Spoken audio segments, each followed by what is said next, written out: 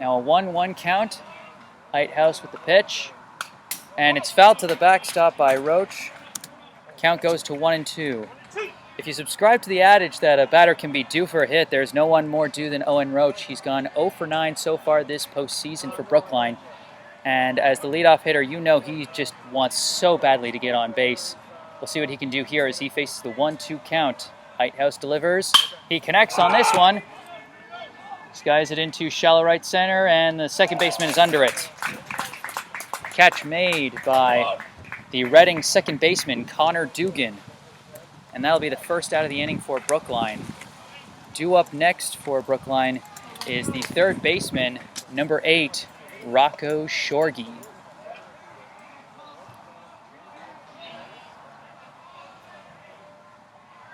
Lighthouse with his first pitch to Shorgy. Catches the corner, that'll be strike one. So far this postseason, Shorgy's batting 2 for 7 with a walk, 2 hit by pitch, and 3 runs scored. Pitch coming from Lighthouse. Goes all the way behind him, and that'll be a ball. A little bit more inside, and Shorgy could have had his third hit by pitch of the postseason. Wouldn't that have been something? Lighthouse winds and delivers. That one is outside for ball 2.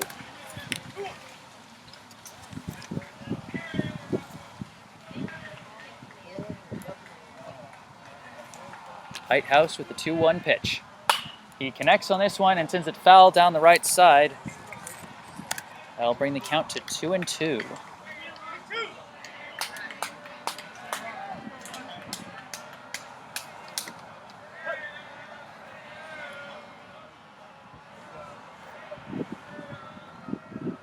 Lighthouse with the pitch.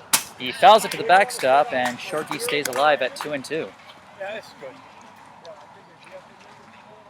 Looking over at the third base coach and head coach John Busey of Brookline as we get ready for the 2-2 pitch once again. Lighthouse delivers. Just inside, ball 3. Shorgy certainly one of the more patient hitters in this Brookline lineup. Fans who have followed him during the regular season know just how well he can get on base. The pitch comes in. He fouls it off to the right side once again and stays alive again.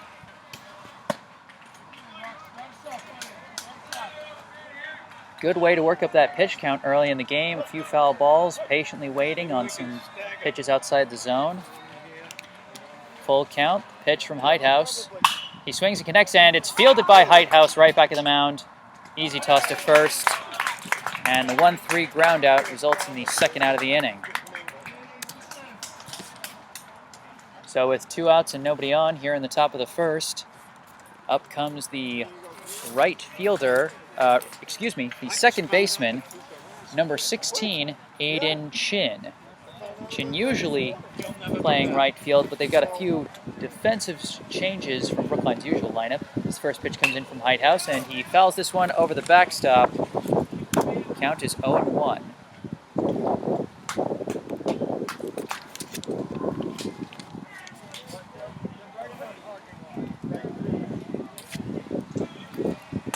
Oh-1 from Lighthouse. Outside, ball 1.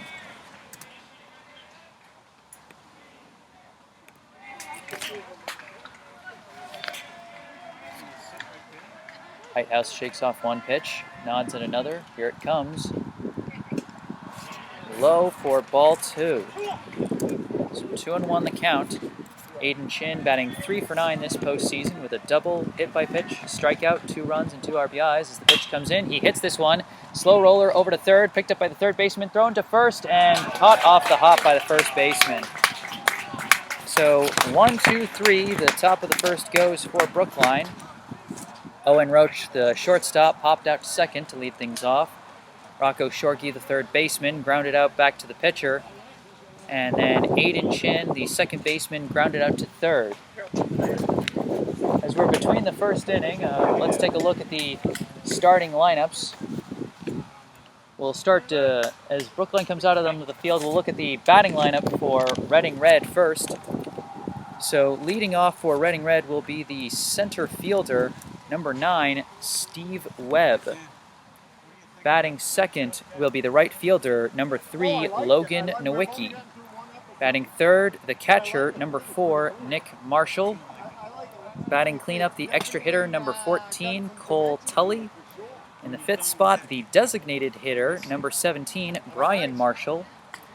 After that, the third baseman, number 10, Cullen McCadden. Followed by the pitcher, number 38, Nate Heithouse. Then the shortstop, number 11, Chris Shin. Followed by the first baseman, number 39, Bill Beneke. And then wrapping up with the left fielder, number 7, Mike DiPietro. Now let's take a look at Brookline's defensive lineup.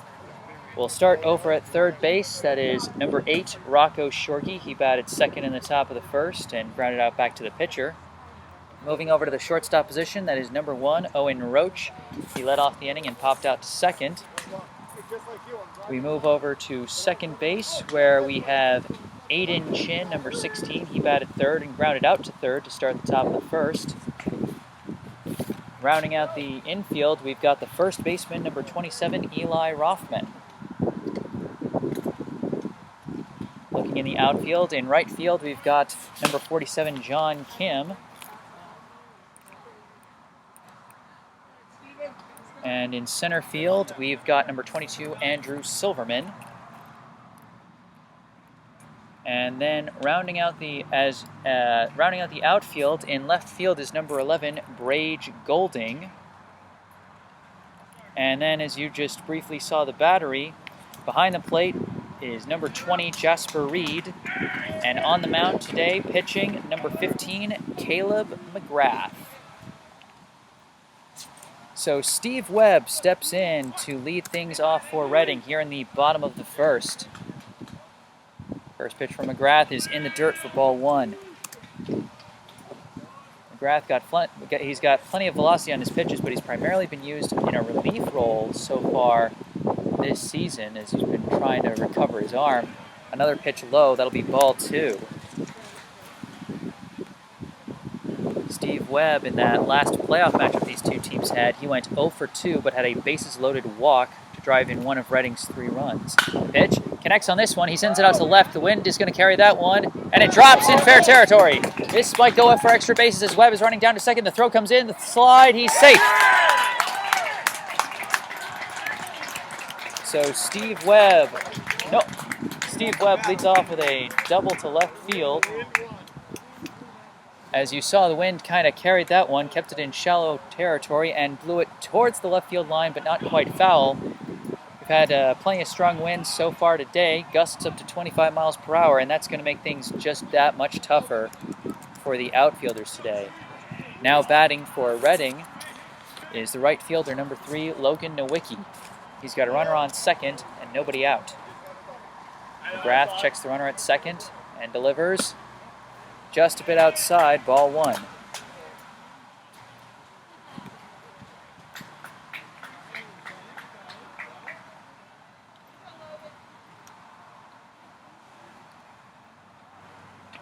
Want to know the count. McGrath looks back at second, delivers the pitch. Low and outside, ball 2.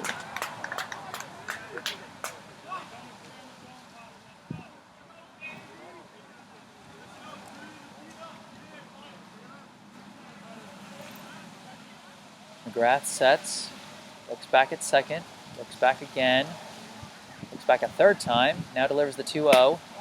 Outside, ball 3. So McGrath struggling to find the strike zone early on. A strike percentage of about 16.6. And the only strike he's thrown so far was sent out to left for a double, the 3-0. Down Broadway this time, strike 1.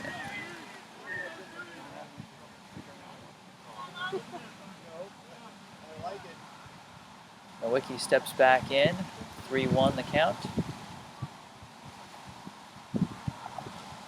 McGrath checks second, delivers, and that's high for ball 4. So Nowicki trots down to first, and we've got runners on first and second for the catcher, number 4, Nick Marshall.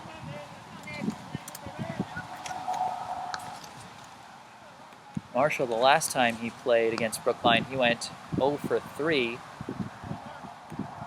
He'll be looking to get a hit this time, especially with 2 runners on.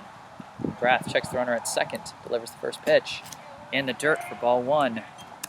McGrath still struggling to find the strike zone.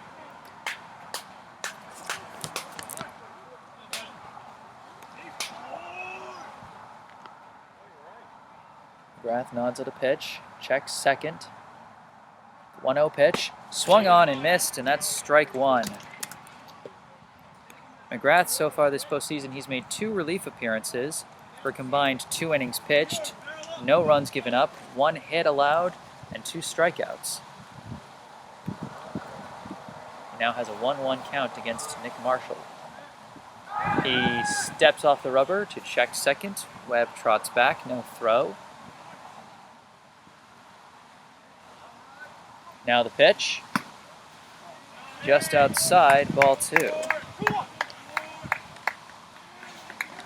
2-1 to the lefty hitter Marshall, one of several lefties in this Reading lineup, many of them at the top of the order. McGrath with the pitch. He connects on this one, sends a grounder over to second, fielded by Chin, thrown to second, and they decide not to throw to first. So we got a 4-6 fielder's choice. Nowicki is out at second, while Webb advances to third. Marshall reaches first safely, and we've got 1 out in the inning for the extra hitter, number 14, Cole Tully. Tully, once again, another lefty, as 3 of the first 4 hitters for Reading have been left-handed hitters. McGrath sets, checks third, and delivers. Runner started to take off a little bit, but decided to go back to first. The pitch itself was in for a strike. His last time against Brookline, Cole Tully went 0 for 3 with a strikeout. He's now got runners on the corners with 1 out here in the bottom of the first. McGrath stares at third, decides to throw to first, and he dives back safely.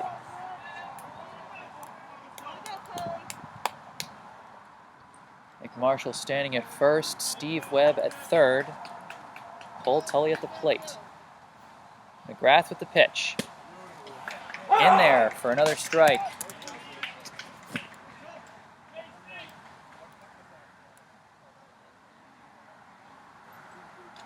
Tully steps back into the box. 0-2 the count. McGrath looks at first. He sets and delivers. Catches the zone, and oh, that one was strike 2. The first pitch was a ball. That's my mistake. So 1-2 is the count. McGrath sets the 1-2. He connects on this one, grounds it over to short. Fielded by Roach, steps on second, throws to first. He's got the inning-ending double play. A 6-3 double play ends the inning scoreless.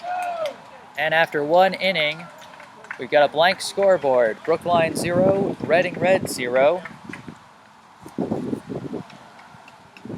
As Reading gets ready to come back out on defense, Heighthouse will be coming back out onto the mound. This is first time Heighthouse has faced Brookline on the mound since their regular season matchup in Reading. Heighthouse had finished with 4 innings pitched, 2 runs, 1 earned, on 5 hits, 1 walk, 1 hit by pitch, and 5 strikeouts, including a near immaculate inning in the top of the 7th, where he sent 3 guys down swinging on 10 pitches, just 1 pitch away from the potential immaculate inning. So he had started to find his groove at the end of that game, and he seems to be starting in a groove thus far. He got the top of Brookline's lineup down in order as Owen Roach popped out to second, Rocco Shorgy grounded out to the pitcher, and Aiden Chin grounded to third. He'll be facing the middle of Brookline's lineup now, starting with the catcher, number 20, Jasper Reed. Following him up will be the pitcher, number 15, Caleb McGrath, and then the center fielder, number 22, Andrew Silverman.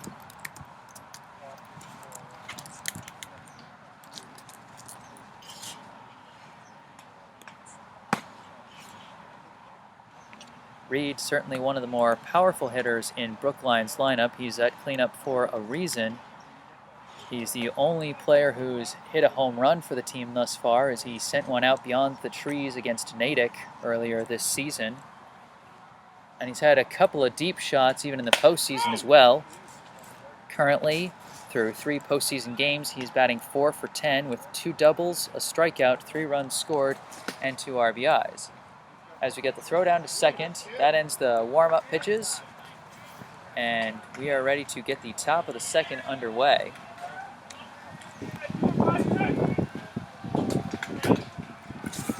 Reed steps into the box. Yep, says play, and here comes the first pitch from Heighthouse. Catches the low corner of the strike zone, strike one.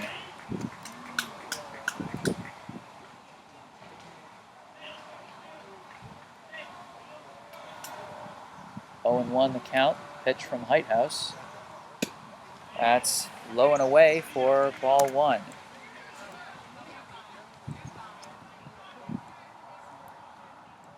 Heighthouse has gone strike ball against every hitter he's faced so far as he throws the 1-1. He connects on this one, sends it foul into right side and out of play.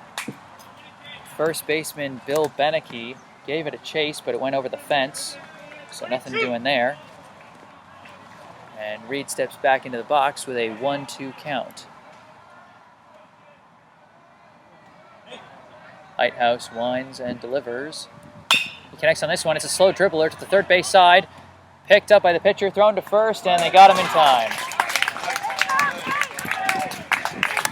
So good hustle there by Nate Heighthouse on a grounder that, with that trajectory, would ordinarily be fielded by the third baseman. Chased it down well and made a throw off his back foot that managed to get there in time.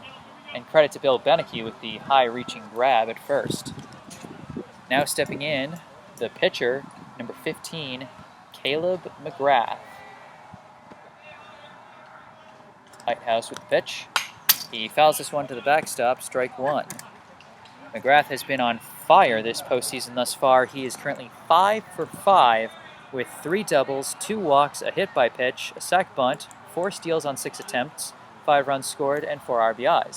Pitch, he fouls it to the backstop again, and that's 0-2. Of course, all those offensive stats come on top of his relief pitching stats, as well as some nice play at his usual position of shortstop. And after managing to get out of the jam in the bottom of the first, McGrath hoping to add to his own cause here. The pitch, high and inside, almost hit him. He was like a statue there, but it'll just be a harmless ball. 1-2 now the count.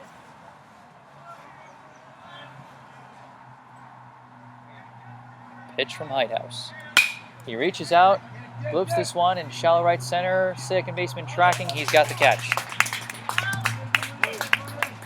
So another pop out to the second baseman, Connor Dugan. He's only playing defense today, but he's getting his fair share, as that is the first out, the first blemish on McGrath's previously perfect hitting record, is now standing in with 2 outs. Center fielder, number 22, Andrew Silverman. Pitch. He connects on this one and pops it up to who else but Connor Dugan. He tracks it with the wind and gets the catch. And Brookline goes down in order for the second straight inning. Ground out to the pitcher, pop out to second, pop out to second.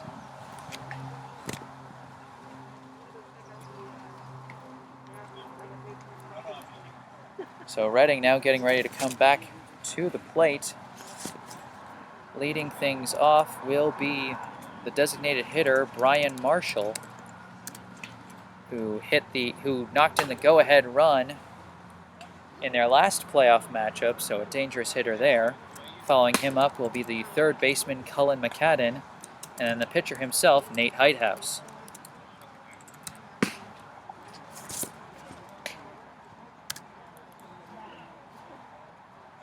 McGrath back on the mound, warming up.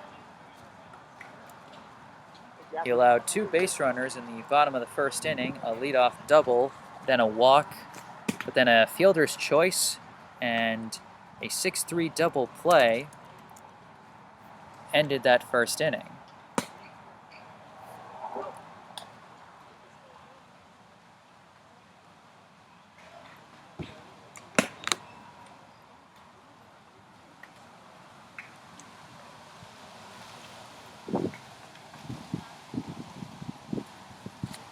Now stepping into the box, the designated hitter, number 17, Brian Marshall. And you know how I said last inning that 3 of Reading's first 4 hitters were lefties?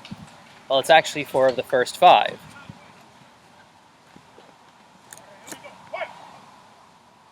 As the ump gives his signal to start the inning, and McGrath, his first pitch. In the dirt, ball 1.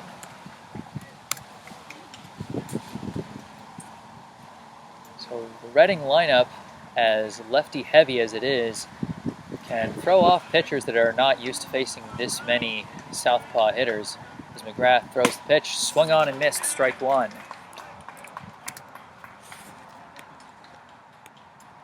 Like I said, his last time against Brookline, Brian Marshall was 1 for 3 with an RBI single, as he fouls this one back to the backstop for strike 2.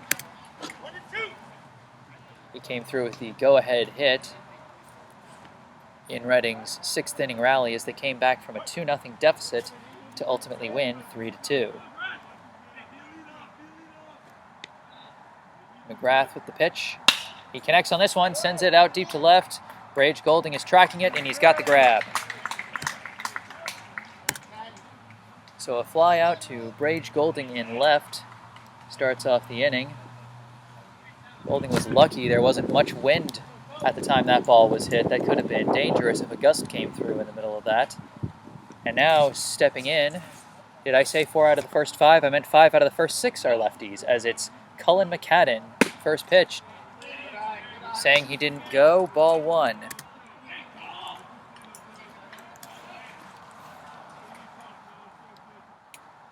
McGrath with the pitch. He connects on this one, sends it out to right center. This one's going to drop. McCadden rounds first. He's headed for second. It's being chased out in right center by Andrew Silverman, and McCadden is rounding second and heading for third. Ball's back in the infield, thrown down to third. It skips away from the third baseman, and McCadden decides to hold at third with a triple.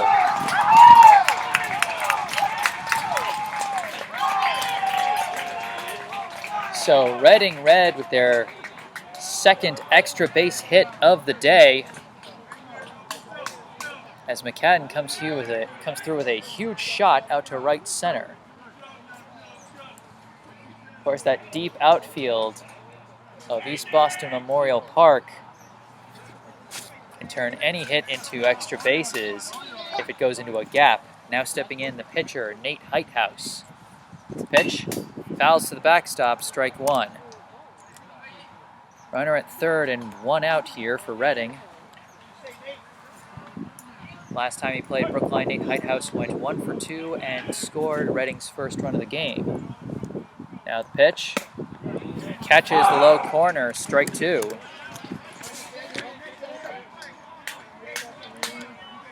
0-2 the count. McGrath with the pitch, in the dirt, but blocked by Reed. That'll be ball 1. With the runner on third, the onus is on Jasper Reed behind the plate to cover any errant pitches thrown by McGrath, as he's got a 1-2 count to Heithouse. The pitch, he grounds it, but it's foul along the third base line. That ball started foul and didn't bounce fair, so Heithouse stays alive, and the count remains 1-2.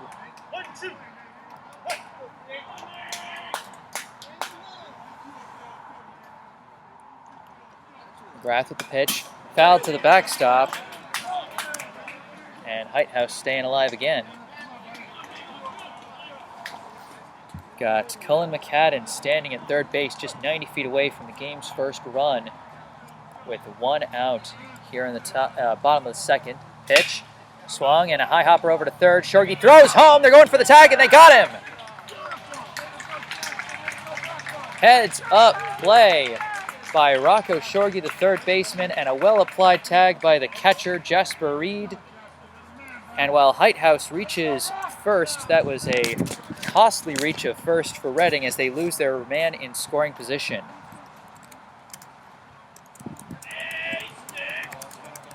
So from runner on third, 1 out, we've got runner on first, 2 out for the shortstop, number 11, Chris Shin.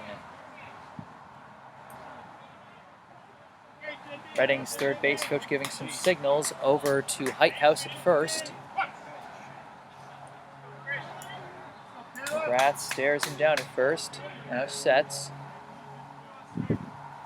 First pitch to Shin, he fouls it to the backstop, strike 1.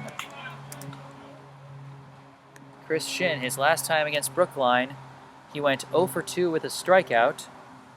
He's now got 2 outs and a runner on first in the bottom of the second of this scoreless semifinal game. McGrath throws back to first, and Heighthouse dives back safely.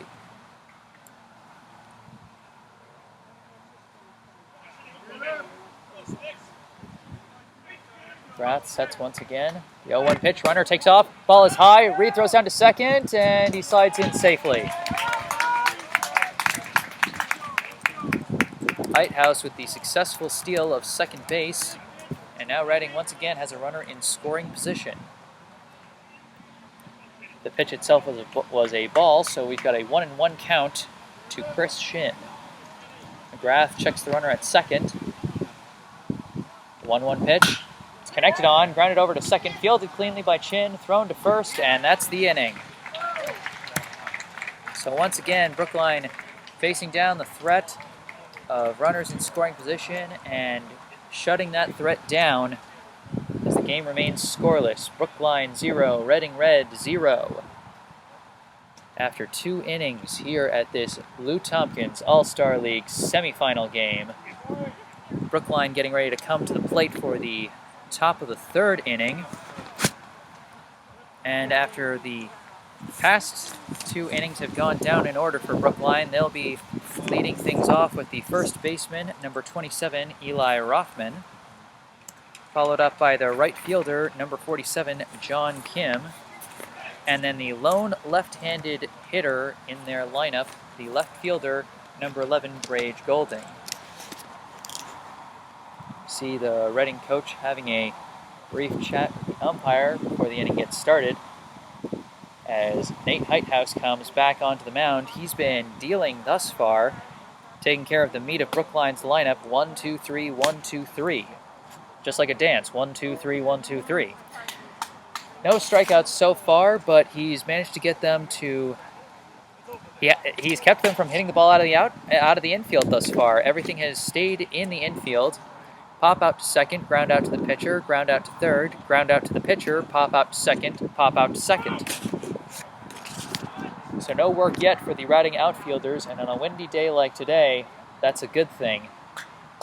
We said before, as John Busey stares in at his team from the third base coach position, and Eli Rothman steps to the plate, we had mentioned before, with the weather, gusts up to 25 miles per hour. So if you sky a ball deep enough, that could create troubles. And of course, with how deep the outfield here is at Memorial Park, we saw it last inning with McCadden's triple. Anything could be dangerous. You get it to the outfield. First pitch to Rothman is outside, ball 1. Eli Rothman, so far this postseason, he's batting 1 for 7 with a strikeout and an RBI. 1-0 pitch from Heighthouse. He reaches out and fouls this one behind the backstop. That'll be strike 1.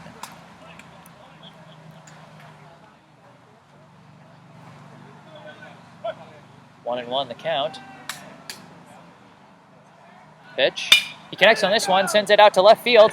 Back, the left fielder chases, and he's got it. Mike DiPietro misjudged the ball at first, started to charge, then started to backpedal, and he reached up and grabbed it for a fly out to left. So that's an announcer kibosh right there. I just said they hadn't hit it to the outfield, and then they did with their first batter. And now coming up, the right fielder, number 47, John Kim. First pitch just a bit outside, ball 1. John Kim, so far this postseason, he's batting 0 for 3 with 2 strikeouts, but he connects on this one, and he sends it deep out to right, going back, and another catch over the head, this time by the right fielder, Logan Nowicki. So I definitely jinxed this inning. I said they hadn't hit anything out of the infield. First 2 batters, they both go out of the infield. Now coming up, we've got Brookline's one and only lefty in their starting lineup, the left fielder, number 11, Brage Golding. Pitch from Lighthouse, swung on and connected. He sends this one over the shortstop. That's going to drop into left center. Juggled for a bit by the left fielder, but he collects it, and Brage Golding has himself a single. So with 2 outs, Golding getting things started. He was batting 2 for 6 for the playoffs coming in. And each time he's reached base, he has scored. He's got 2 runs scored as we cycle back around to the top of the lineup with Owen Roach. Pitch from Lighthouse, outside for ball 1. Roach, his last time up, popped out to second base. One of 3 pop-outs to second Brookline has hit so far. He's now got an 0-1 count. The throw back to first, and Golding dives back safely.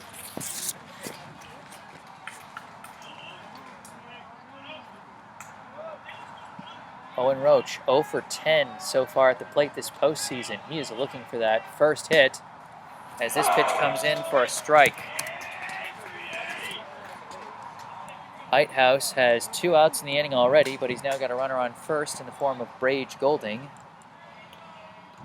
as he tries to get out of the top of the third. The pitch, Golding takes off. Ball is outside. The throw to second is high and gets away from the second baseman, but Golding decides to hold at second base. So a slightly errant throw from Nick Marshall, and Brage Golding has a successful steal. So with 2 down in this scoreless game, Brookline now has a runner in scoring position. They'll be hoping to put their rally caps on. They came up with some big 2-out hits 2 days ago in a win over Waltham that sent them into this semifinal. 2-1 the count. Pitch to Roach. In there for strike 2. Roach was looking for that to either be low or inside, but either way, ump said it caught the corner, and it'll be a 2-2 count. 2-2, 2 outs, pitch from Lighthouse. Low and away, ball 3. You know, you like to see the patience at the plate, especially from a slumping hitter like Roach. You might expect him to be overeager to get himself on base, but he's not afraid to get on with a free pass. Full count pitch. He pops this one into foul territory down the right side and stays alive at 3-2.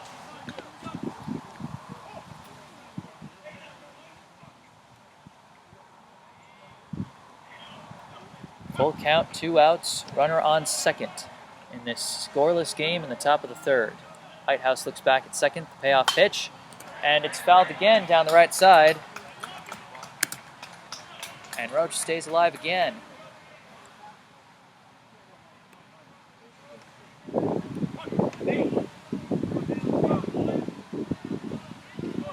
Lighthouse with the payoff pitch again. Swung on, connected, one hopper over to third. Fielded by McCadden, thrown to first. Collected by Beneke. And he's got the 5-3 ground out.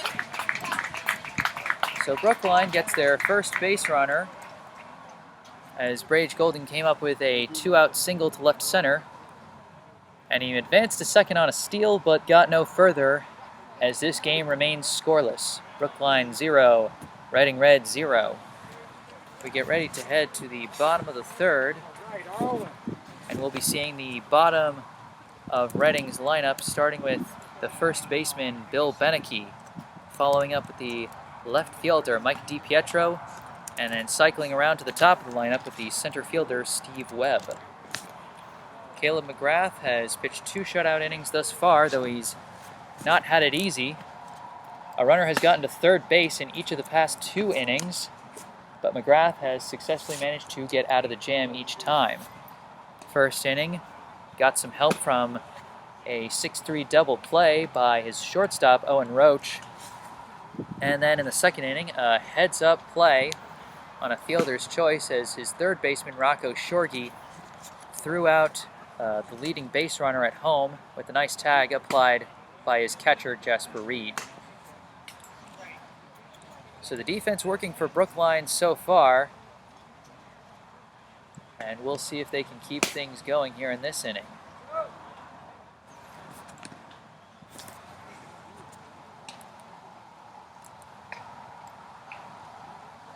And the balls are coming in.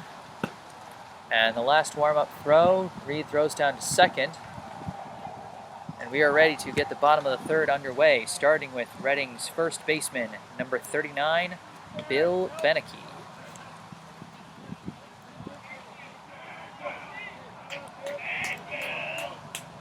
First pitch from McGrath. Connected, but foul to the left. That'll be strike one. That was one of those instances where the wind might have come into play. We've got a headwind with a slight curve over to left field currently. And Beneke's got an 0-1 count. Pitch swung on and missed, caught him chasing a low pitch. 0-2 is now the count. McGrath has been throwing a bunch of low pitches. Some of them have been in the dirt, but that one, he managed to fool him. The 0-2 pitch fooled him again. Strike three. 3 pitches, 3 strikes, 1 out. And Caleb McGrath gets his first strikeout of this outing. Now coming up, the left fielder, number 7, Mike DiPietro. First pitch down Broadway, strike one. Last time he played against Brookline, DiPietro 1 for 2 with a run scored. As this one comes in for strike two. DiPietro scored what would turn out to be the game-winning run as he came in on Brian Marshall's single. The 0-2 pitch. He connects on this one, sends it out to right center. It's being chased. No one's going to catch it. It drops. Fielded by Silverman in center and thrown back into the infield. But a single to right center by DiPietro puts a runner on first with 1 out for the top of Reading's lineup. Let's get ready for a ton of lefty hitters, starting with the center fielder, number 9, Steve Webb. Webb, his last time up, led off the first inning with a double to left field, aided a little bit by the wind. First pitch from McGrath. He connects on this one, grounds it over to the first baseman. Rothman throws over to the second, and it's dropped! The throw was wide by the first baseman, Eli Rothman. He was probably hoping for a 3-6-1 double play, end of the inning, but his throw to the shortstop, Owen Roach, was wide, and Roach couldn't hold on. So runners on first and second with 1 out, as up comes the right fielder, number 3, Logan Nowicki. Rath with the pitch. It's outside, ball 1. Nowicki, his last time up, he drew a 5-pitch walk.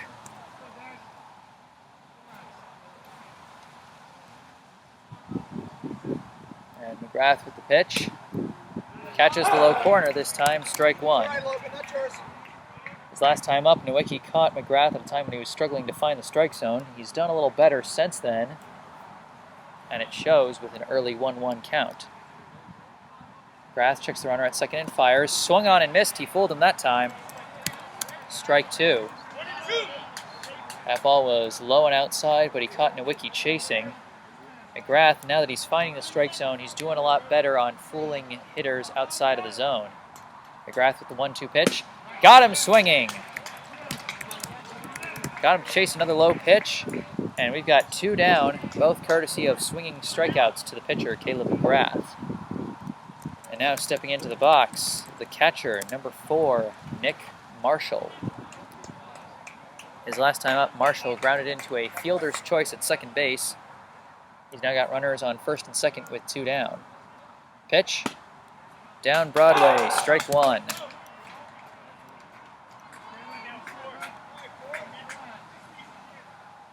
Owen won the count. And Marshall calls time. Said before, Marshall could not get a hit when these two last played each other in the postseason, but their most recent regular season game, he was a threat, finished 1 for 1 and got 3 free trots down to first. As this time the pitch comes in and he swings, he skies it out to left. Brage Golding tracking it, and he's got the catch. A fly out to left ends the threat. Once again, Reading gets runners on, but can get no further. The inning went as follows. Bill Beneke struck out swinging. Mike DiPietro hit a single to right center. Steve Webb grounded into what could have been a fielder's choice or a double play, but everybody reached safely on a throwing error by the first baseman. Logan Nowicki struck out swinging, and then Nick Marshall flew out to left.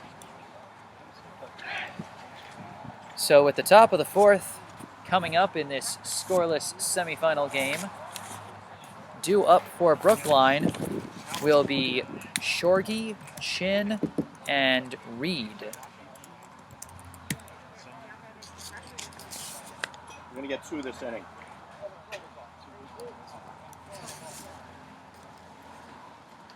Brookline will be looking to string some things together. They got their first man on base last inning against the pitcher Nate Heighthouse, who sent them down in order each of the first 2 innings, and then got 2 quick outs to start the third.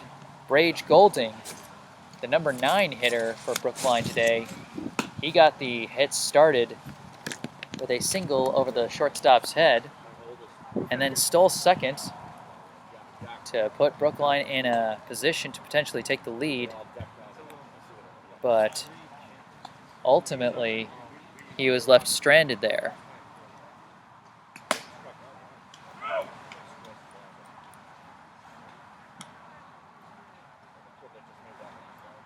Balls coming in from the outfield and infield. Nate House throws his last warm-up pitch. Marshall throws down to second. And we are ready to get the top of the fourth inning underway. Starting with the Brookline third baseman, number 8, Rocco Shorgy.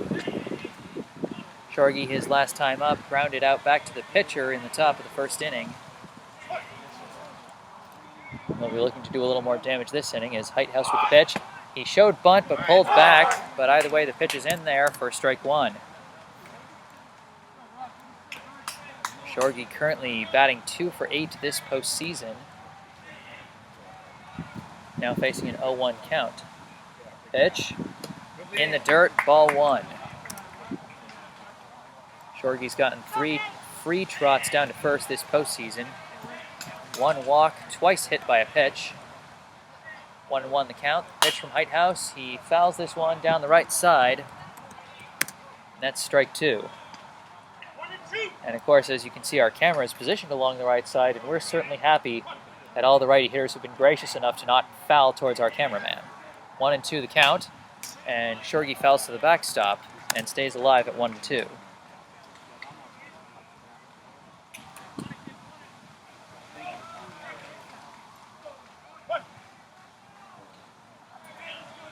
Heighthouse shakes off a pitch, nods at another. Here it comes. And it's fouled behind the backstop, and Shorgy stays alive again. It's one of those plays that can pay off in the long run. You get that pitch count up, and later in the game, pitchers can start to lose control. Count is 1-2. Heighthouse with the pitch, and it's just tipped to the backstop. 4 straight foul balls for Rocco Shorgy, 3 of those with 2 strikes.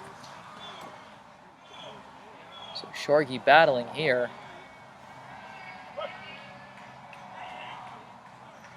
Heighthouse with the 1-2 pitch once again. And this one is low, and Shorgy is patient and takes the second ball.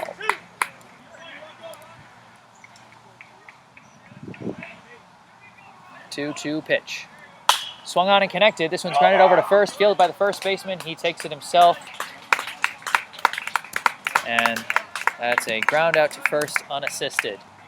Bill Beneke fielded it, tagged first easily, and that'll be the first out of the inning. Now coming up, the second baseman, number 16, Aiden Chin. First pitch from Heighthouse.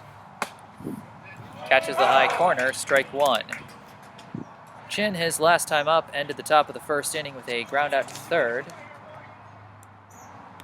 currently batting 3 for 10 this postseason.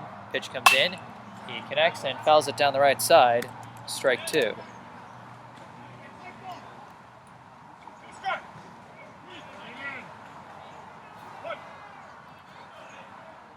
One and one the count. Lighthouse with the pitch. Swung on and fouled towards his own team's dugout as some of his teammates had to hop out of the way. And Chin stays alive at 0-2.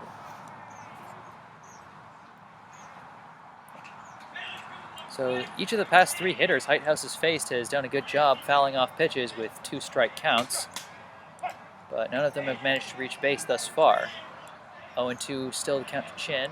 Pitch from Lighthouse is high for ball 1. So 1-2 now the count.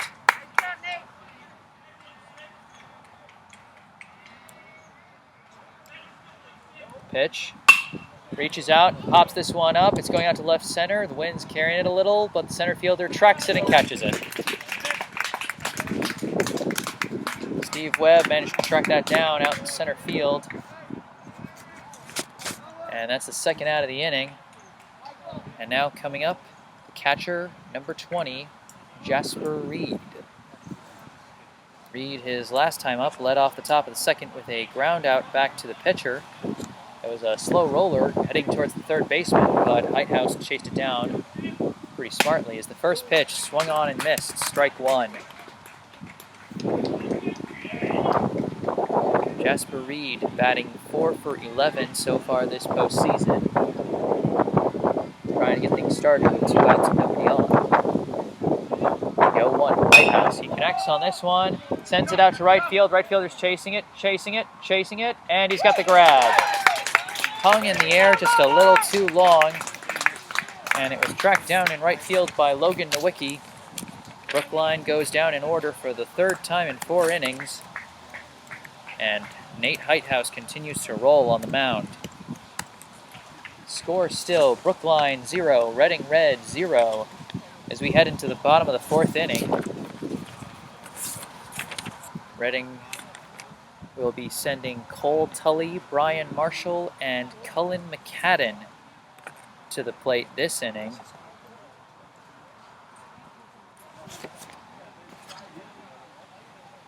Of course, McCullen had that big triple to right center back in the 2nd inning, so Brookline knows he can be dangerous. And of course, Brian Marshall had the go-ahead hit in their last postseason matchup. Caleb McGrath has had a runner in scoring position each of the 3 innings he's pitched thus far, but he's gotten out of the jam each and every time, thanks in part to a pair of strikeouts he had in the bottom of the 3rd, and thanks in large part to a little help from his friends in the field behind him.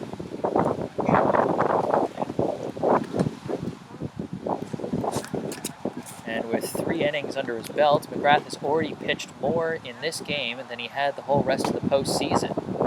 He made a couple of relief appearances, but only pitched 2 innings over the course of those 2 outings. He's now pitched 3 already today, and he's still given up no runs thus far these playoffs. He'll be trying to keep that shutout streak going.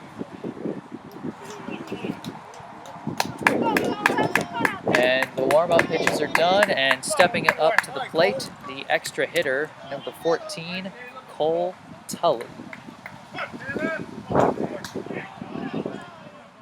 McGrath with his first pitch of the inning. Tully grounds it right back to McGrath. Easy doings for the 1-3 ground out. 1 pitch, 1 out. You know the pitcher likes that. And now coming to the plate with 1 out, the designated hitter, number 17, Brian Marshall. First pitch from McGrath. Catches the low corner for strike 1. Reading using both the extra hitter and the designated hitter, so they have 10 hitters in their lineup, and they have Connor Dugan simply playing defense today. Pitch. Connected on and grounded, foul down the first base line.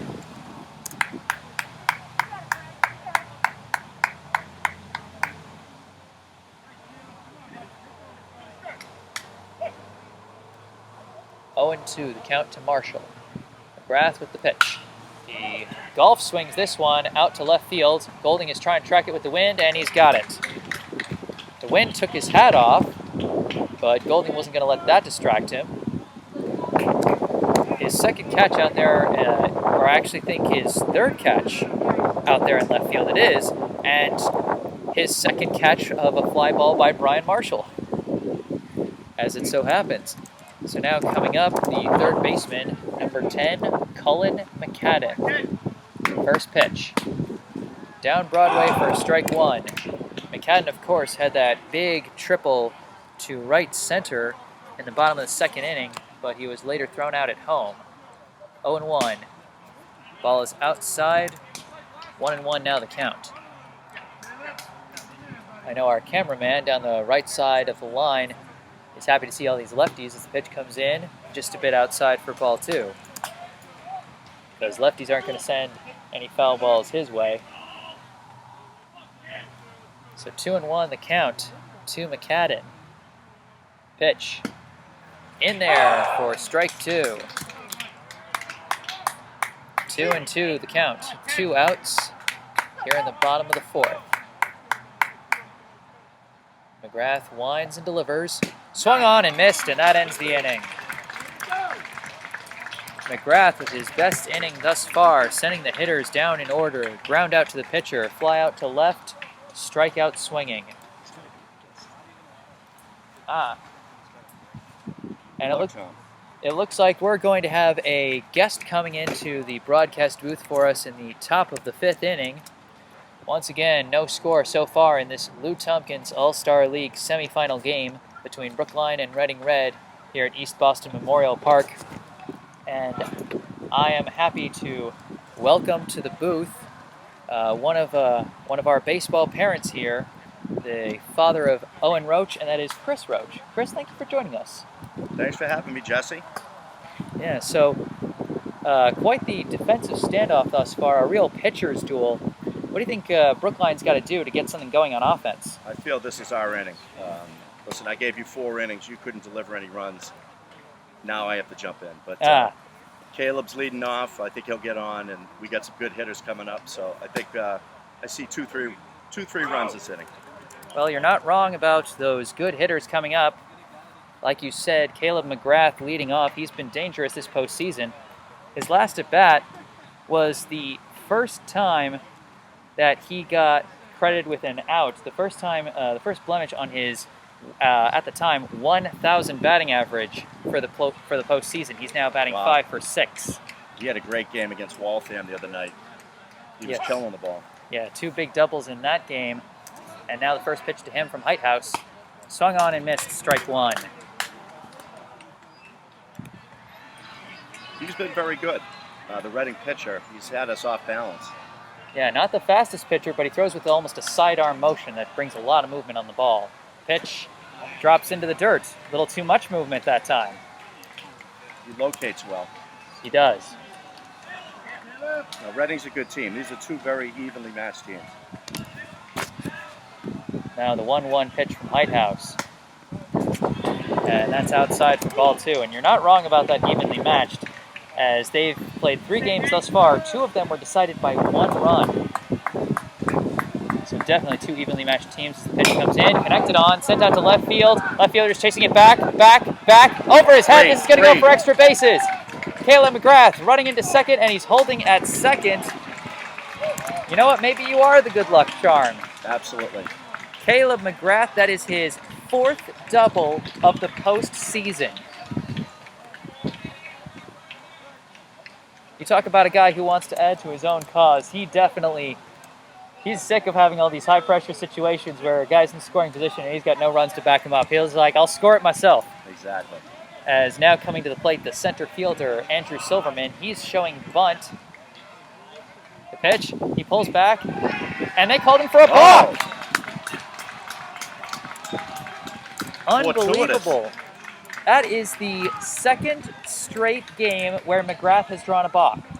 He scored on a balk against Waltham 2 days ago, thanks in part to some aggressive base running by the current hitter, Andrew Silverman, who took off right out of a timeout before the pitcher had even started winding up. Brookline always drives me nuts sometimes with the crazy base running plays they do, especially when they got runners on the corners. And right now, of course, the situation is runner on second, nobody out, as we've got a meeting at the mound of the infielders. I think Andrew's going to hit a ball hard, get this run home.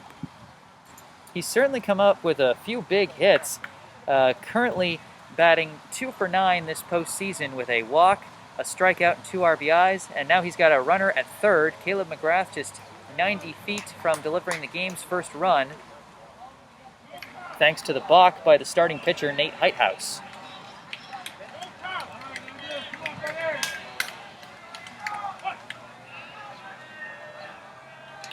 First pitch to Silverman is outside for ball 1. It's another thing you see, especially at this level. When runners get on base and they start threatening, pitchers start to get a little scared to go to the strike zone. 1-0 pitch. Fouled over the backstop. Andrew passed his driving test today, so. Well, congratulations to Andrew Silverman. Cue all the obligatory jokes of get off the road now because this kid's on the road as the pitch comes in for strike 1. 1-2 the count. Silverman now legally able to drive, hoping he can drive in a run, huh? Pitch, oh, I think he went on that one. They're saying he didn't go. He helped. What do I know? So the pitch is low and away, and Silverman just barely manages to check his swing. Strong wrist. 2-2 the count. Pitch. He connects on Yes. this one. It's out to the outfield. This will bring in a run. It's caught in center field, and McGrath takes off for home. And it's going to be sliding in safely. Caleb McGrath with the game's first run, courtesy of a sac fly by Andrew Silverman. Good hitting with 2 strikes. And you know, it's smart to sky it out. You know, when you got a runner on third, if you can just get it to the outfield, fly out or hit, doesn't matter, that gets a run. No, the balk was huge. It was definitely a costly pitching gaff there by Nate Heithouse, who's been delivering so far. But like I said, you get a guy into scoring position, that can start making you nervous, which I think says a lot about what Caleb McGrath has been doing on the mound so far today, considering he's been in jam after jam after jam. I mean, last inning was his first 1-2-3 inning, and he still held him scoreless through all these scoring opportunities. I thought he looked like he got his rhythm last inning. He was looking to locate first couple of innings, but he looked very strong last inning. Absolutely. And now stepping into the box, we've got the first baseman, number 27, Eli Rothman. He had a great swing last time up to left field. He did. Unfortunately, it ended up in a fly out to left, but we'll see what he can do now. First pitch is in there for a strike. Rothman with no men on and 1 out here in the top of the 5th as Brookline has scored first, 1-0. Pitch. He connects on this one. This one's going to drop in right. That's trouble. This one's going to keep going. Is it going to be collected by the right fielder? He collects it in time and holds him to a single. Good defense. That's Some good. good tracking out in right field by Logan Nowicki. As we've said before, the outfield here at Memorial Park is deep and can be a lot of trouble. But either way, Rothman's now got a man on first, as now up is Brookline's right fielder, number 47, John Kim. Pitch. He swings and connects. This is going to be a grounder over to the left side, past third baseman, but caught by the shortstop. Throws to second and then on to first. He gets the out at second, but not the one at first. So a 6-4 fielder's choice. Rothman is out at second with the second out of the inning, but they couldn't get the inning-ending double play as Kim reaches safely. And now up is the man who got the first hit for Brookline of this game, their lone lefty, Brage Golding. Brage is having a nice postseason. He is. Pitch. Swung on, missed, strike 1. You know, at the bottom of the lineup, Brage isn't always the most impressive hitter, but every once in a while he comes through for a hit that'll pull through for you. And look where the third baseman plays because of the threat of Brage's bunting. Oh, he's the bunt master. Pitch comes in. That's a strike, and Kim takes off and clumsily slides headfirst into second. We may have to edit that slide. Yeah, you don't want to get hurt on that stuff. No. Oh, hey, John got the job done. He did. He got down to second safely as it seemed like the catcher didn't even realize he'd taken off. The 0-2 pitch to Golding, swung on and missed, and that'll end the inning. Well, I think I did my job. I got you one. I thought I'd get two, but we'll take one. You sold high. You know, that's how business works. You give them the high price first, and then you meet somewhere in the middle. Well, thanks, Jess. I'll see if I can trick somebody else to join you, get some more runs going. It's been a pleasure to have you. Chris Roach, everybody, he joined us for the top of the 5th inning and was a good luck charm for Brookline as they put together the first run of the game. Caleb McGrath led off with a double to left field, his 4th double of the postseason. He advanced to 3rd on a balk by Nate Heithouse, and then Andrew Silverman drove him in with a sac fly to center field, as McGrath now returns to the mound to work on defense. As Chris Roach said, McGrath has been starting to find his rhythm, starting with the last inning. He was trying to find his locations. And we've got a defensive substitution over at first base. Number 6, Jack Martell, taking the place of Eli Rothman. Of course, Rothman had a nice single to right in the top of the 5th inning, but advanced no further. He was out on a fielder's choice by John Kim, who then stole second before Brage Golding struck out swinging to end the inning. Now we start off the bottom of the 5th, and hoping to get things started for his own cause is Reading's pitcher, Nate Heithouse. McGrath with the pitch. Caught him swinging on a high heat. That'll be strike 1.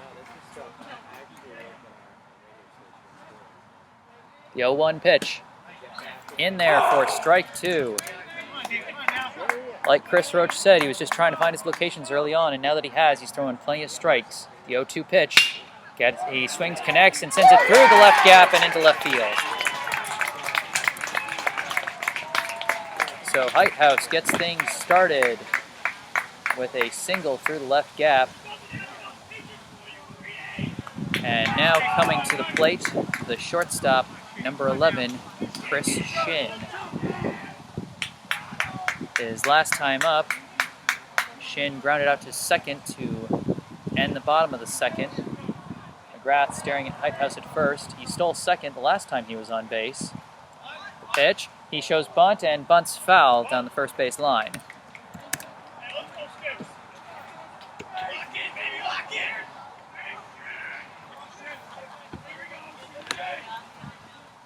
Owen won the count to Chris Shin. Nate Heithouse standing at first with no outs in the inning. Here in the bottom of the 5th. McGrath throws back to first, and Heithouse dives back safely.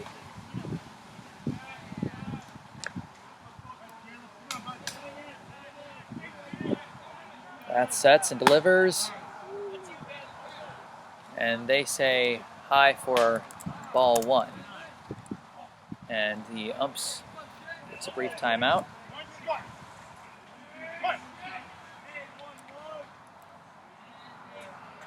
One and one the count. Gets him swinging on the high heat this time. That'll be strike 2.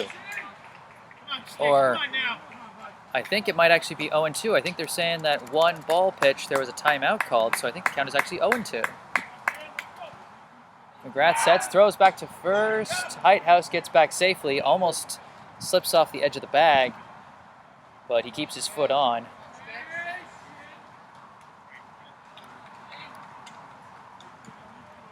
And now with an 0-2 count, McGrath with the pitch. Swung on and missed. Whether there was one ball or not, it doesn't matter, as Shin goes down swinging for the first out of the inning. Now coming up, the first baseman, number 39, Bill Beneke. So McGrath tallies his 4th strikeout of the day against Shin, so 1 out, runner still on first. Pitch. And he skies this one. It's going out to left center. Golding is calling for it. Tracks it, and he's got it. Brage Golding with a busy day out in left field so far, and give him credit, he's done a good job. It's a pretty windy day, but he hasn't let that get him down. As now coming up with 2 outs in the inning, the left fielder, number 7, Mike DiPietro. DiPietro, his last time up, hit a single to right center. He advanced to second but got no further. Pitch, and he bloops this one out to shallow left. Golding is chasing it, and Golding's caught it again. So 2 one-pitch flyouts for McGrath ends the inning. And we're going to have another guest, and we're going to have another member of the Roach family coming up. This time, it'll be one of Owen Roach's brothers, Jack Roach. So this should be good as we get ready for the top of the 6th inning, with Brookline leading 1-0. And welcome to the broadcast, Jack Roach. Thanks for having me. I'm looking forward to see what Brookline will be able to do here. You know, this 1-2-3 that's been so strong all season has, not had that same impact that they've been able to have these past couple games. And 1-0 tight ball game. We'll see if they can just, restore what they've been able to do all season. Yeah.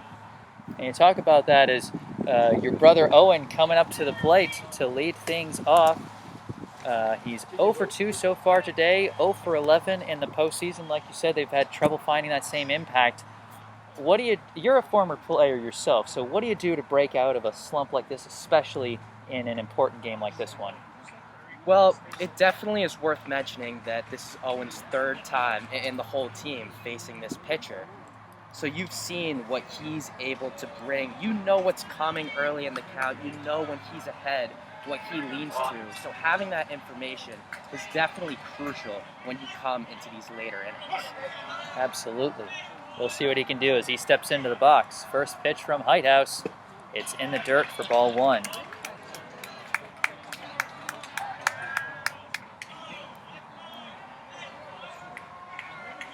1-0 pitch. That's upstairs for ball 2. So Roach with a hitter's count early on in this at bat. And you know what? When it's your top of the lineup, you just want him on base. Doesn't matter, hit, walk, don't care. The 2-0 pitch from Heighthouse. I jinxed him. It's inside for strike 1. And you'll see Owen's actually using a different bat than he's used for the previous 2 at bats. So we'll see if we can get a different result. Pitch. Low and outside, ball 3.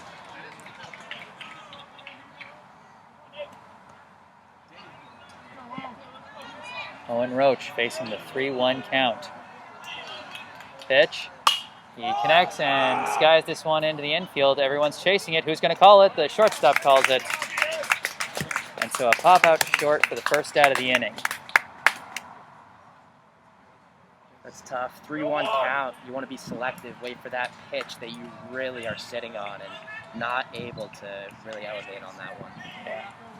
So now stepping in, third baseman, number 8, Rocco Shorgy. First pitch from Heighthouse. Outside, ball 1.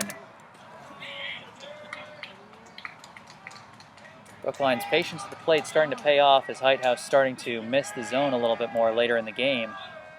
The 1-0 pitch. Just inside. The ump was thinking about calling strike on that one, and then he said, no, just a little too far inside. Yeah, Reading fans were not crazy about that one. 2-0 pitch. Catches the outside corner this time, strike 1. One thing, even though the top of the lineup hasn't been doing well getting on base, they have been working up that pitch count for Heighthouse, and I think it's starting to pay dividends later in this game. 2-1 pitch from Heighthouse.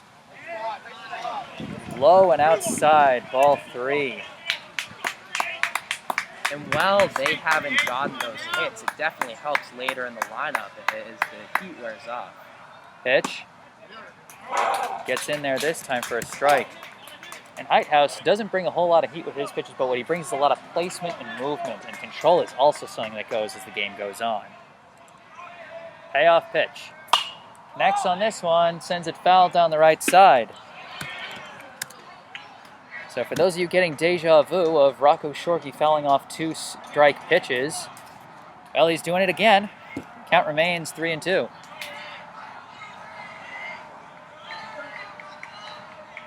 Payoff pitch again. He skies this one over behind the backstop, another foul ball. You'll see the first base coach, Dante Shergy, Rocco's older brother. Same exact kind of player. Just a guy who will battle for every pitch. Pitch to Shorgy. He skies this one. And second baseman's under it, and he's got it. Another pop out to the second baseman, Connor Dugan. He's been busy. And now coming up with 2 outs, the second baseman, number 16, Aiden Chin. And I finally managed to call him second baseman on my first take. I keep almost saying right fielder because he usually plays right field. First pitch from Heighthouse. He fouls this one over the backstop. That'll be an 0-1 count. A lot of familiar faces in new positions here, and that just goes to show how deep this team is. When the shortstop Caleb pitches, Owen can slide to short. Aiden comes to second. Another pitch, outside, ball 1.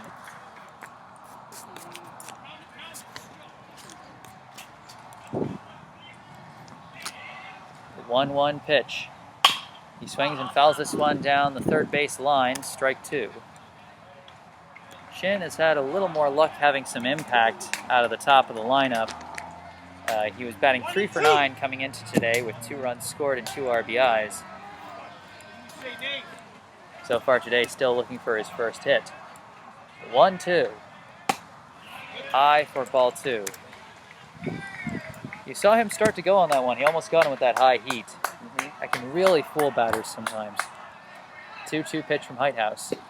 He checks his swing again as this one is low and away for ball 3. The third straight batter earning a 3-ball count this inning. Payoff pitch. It hits him! So the pitch gets away from Heighthouse as it curves inside, a little too much inside, and hits Aiden Chin, who gets a free trot down to first. And that'll happen when the pitch count starts to go up. You start to lose that command that he really leans on and needs to be effective. So as guys start to work the counts, it pays off, and they can get on base other ways if the bats aren't necessarily alive. And now here's one guy who's hoping his bat is alive, and that's the cleanup hitter, Jasper Reed. First pitch, outside. Chin almost went, but decided to pull back, and it'll be a 1-0 count. Coming into this game, the baseball looked like a beach ball for Jasper. He's just been great. Pitch, just outside again, ball 2. Again, that patience working for Brookline as the control wanes. Jasper Reed came into this game 4 for 10 in the postseason with 2 doubles, 3 runs scored and 2 RBIs as the throw down to first. Chin dives back safely. 4-5, Jasper and Caleb have really been able to pick up the slack when other guys aren't necessarily performing. Pitch, he hits this one. A 1-hopper over to third, fielded, thrown, and that's the out. I think Jasper wasn't entirely sure whether that was a grounder or a liner as he caught it right around the dirt, but it's scored as a ground out, and that'll end the top of the second. Brookline gets a runner on, but can't get anything further. Score remains Brookline 1, Reading Red 0.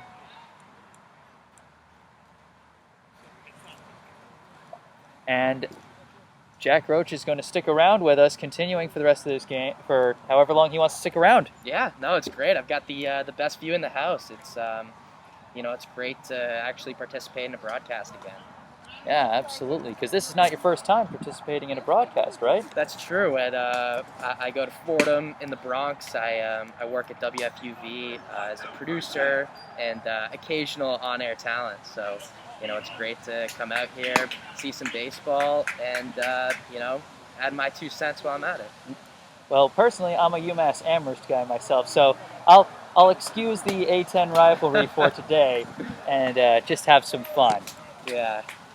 No, I love those A10 games. I really wanted to go to UMass this year, but the seniors, they get special privileges, and a couple guys wanted that trip, and I was sidelined in the Bronx. Well, as you work your way up the broadcast lineup, we work our way down the Reading lineup, actually back to the top of it.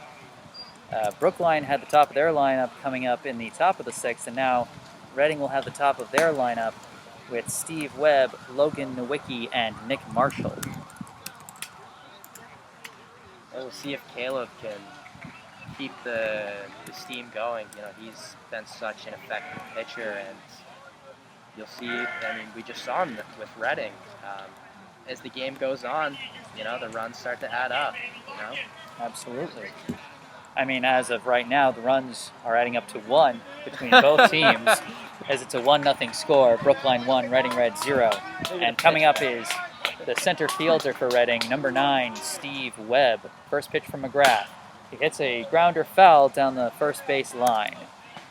Steve Webb, 1 for 2 so far today. He had that double to left in the first inning, and then he reached on an error his last at bat.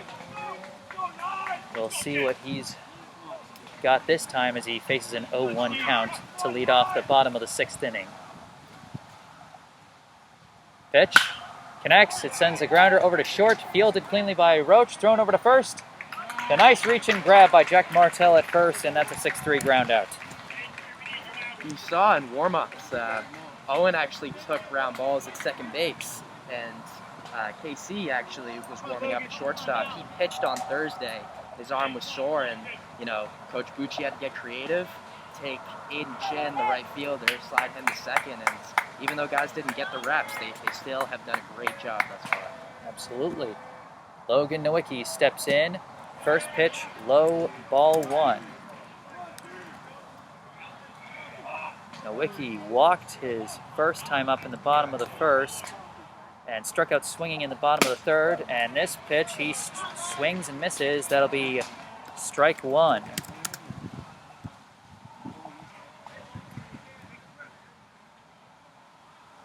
McGrath shakes off a couple pitches, gets one he likes. The 1-1 pitch in the dirt for ball 2.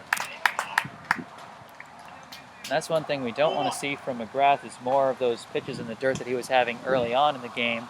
He started to find his form past a couple of innings, but with a tight ball game like this, you want that control. As the pitch comes in, connected on, back to Roach over at shortstop. He throws to first. Cleaner throw this time, and Martell again with the reach at first for the 6-3 ground out. That is great, because I'm telling you right now, you do not want to have base runners on for this batter right here. Yes. Nick Marshall, catcher, number 4. Definitely one of the more dangerous hitters. He didn't get a hit in the last playoff game between these two teams, but he was given 3 free passes down to first for a reason in their second regular season matchup. Pitch from McGrath. Outside, ball 1. I don't have the stats in front of me, but I'm telling you, this guy is legit D1 talent. He currently faces a 1-0 count. McGrath pitches, grounded up the middle, and he gets his first hit of the day with a single up the middle, puts a runner on with 2 down. Now coming up, the extra hitter, number 14, Cole Tully. One thing I always find crazy about this Reading lineup, 4 or 5 of their first 6 hitters are all lefties. Pitch in the dirt, ball 1. So I figure that's got to throw you off, because you're used to facing more righty-dominated lineups.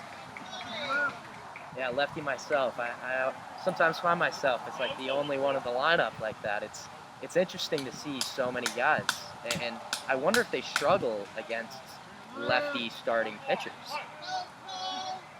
Definitely is interesting.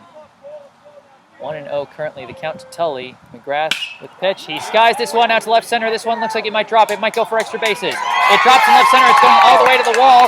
Fielded by juggled by Golding. 1 run is coming in. This is going to tie it. And we got a triple for Cole Tully. The triple to left center scores Nick Marshall, and we've got a tie ball game. Wind's really blowing on that ball. Rage, he's as fast as they come. That ball, he had no shot at it. Absolutely. We had talked about the wind before today and how well Rage Golding has done tracking down fly balls out there, but no chance at that one. as the first pitch to Brian Marshall is in for a strike. Marshall, the designated hitter, number 17. He had the go-ahead hit the last playoff matchup between these two teams, as the next pitch is low for ball one. And he's got the opportunity to be the hero again, as Reading putting together another sixth inning comeback. The 1-1 pitch. Swung on and he golfs it out to right center. Kim's charging in, but it's caught by Aiden Chin, and that will end the inning. So a pop-out to second ends it with the go-ahead run on third. But Reading still manages to get their first run on the board and tie this ball game as we head into the last inning of regulation. I was getting a bit of deja vu there. Yeah, seriously. You know, just a slight, like, one-run difference between things. But you know what? It's definitely huge that he managed to get that last out, because the last time these two played in the postseason, they got 2 outs, still had a 2-1 lead. Then a guy reaches on an error, and then Marshall with the single up the middle drove in the tying and go-ahead runs respectively.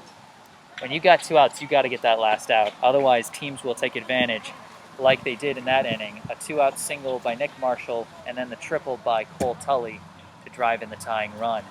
Yeah, the goalposts definitely change when there's 2 outs, and some guys are just able to deliver in those clutch situations. And I think it really goes to show how evenly matched these two teams are. You know, every time they've played, it's been tight, and here we are, you know, at the end of the semifinal matchup, and we find ourselves in the same position. Absolutely. And we'll be facing some dangerous hitters from Brookline here in the top of the 7th. It'll be Caleb McGrath, Andrew Silverman, and I think Jack Martell after he replaced Eli Rothman at first base. Caleb McGrath, of course, the only one who has scored thus far for Brookline after that big double to deep left back in the inning where your father joined us. How'd he do? Well, it was certainly a good luck charm. He's certainly been better luck than you have for Brookline so far. I can't do anything about the outcome. I'm just a viewer. Yeah, don't tell the fans that. Fans love to say, "Oh, the broadcaster jinxed us." Yeah.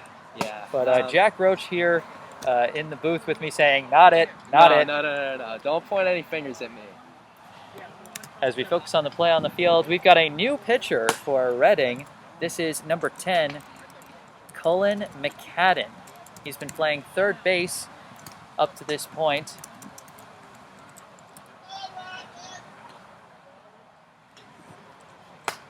And we'll see where the defensive moves have been. My guess is, yes, it was a simple swap. Nate Heithouse over to third base. Cullen McCadden in at pitcher. So you were talking about last inning how you face the same pitcher a few times, you start to get used to it. Eli is back in for Martell. As we get the announcement that Rothman is back in for Martell for the offensive side of this inning, but you were talking about how you face the same pitcher a couple times, you start to get used to him, what he brings. Now, with this tie ball game in the last inning of regulation, they bring in someone new. So what have they got to do to take advantage of this? You know, take advantage of this late game pitcher? Well, first thing, these pitches right here, these warm-up pitches are crucial because that's the only thing that you can base your approach off of, other than just your natural, plate discipline. But it's definitely a change in velocity. You try and scout what you can. It looks like he's going to fastball, curveball, but it definitely is. You're adjusting on the fly. It's a completely different speed. He throws completely different pitches, and it's not an easy adjustment to make. Absolutely not. And we'll see if Brookline's hitters, 5, 6, 7 coming up, we'll see if they can get something going here in the 7th inning. As if neither team scores, do I dare say those two horrible words? Could be extra innings. You got a fresh plate. This is a brand new ball game. Anything can happen. Caleb McGrath steps in. The first pitch from McCadden is high for ball 1.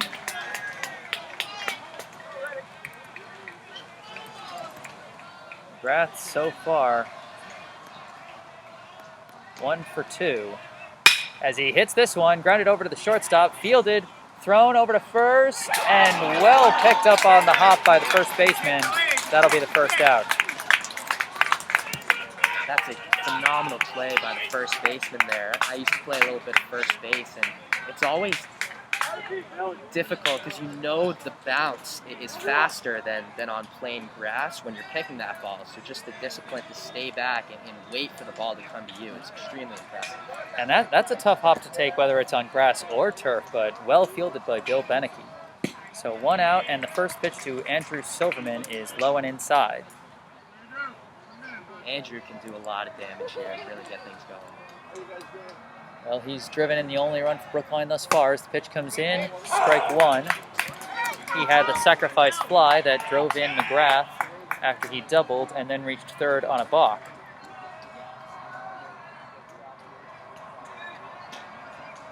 Now the pitch is low for ball 2. He's got a lot of power. You know, it would not surprise me if we see a guy on second base right now. The 2-1 pitch is low and in the dirt again. Ball 3. Now looking at a situation where we might see a guy down at first after a free pass. 3-1 the count. McCadden with the pitch. And that's high, and hey, this time I called it. I'll take that. You know, I'll take the calls where I can get them. I'm not exactly Tony Romo up here in the booth, but you know, I might get a few. As now stepping back into the box is back at first base, number 27, Eli Rothman. Throw back to first, and Silverman barely dives back safely. Rothman got the first real good piece of Brookline, you know, early in the game. It was caught by the left fielder, but still, beautiful stroke of the bat. First pitch from McCadden, high for ball 1. Rothman, as of right now, 1 for 2. That fly out you mentioned, and a single to right field. He would later be out on a fielder's choice. He now faces a 1-0 count. 1 out, runner at first. They throw back to first, and Silverman dives back again. They're taking a hard look at him because, you know, as much power as he has, he's equally effective on the base. Quick runner, gets good reads. Absolutely. Pitch in the dirt, ball 2 rather.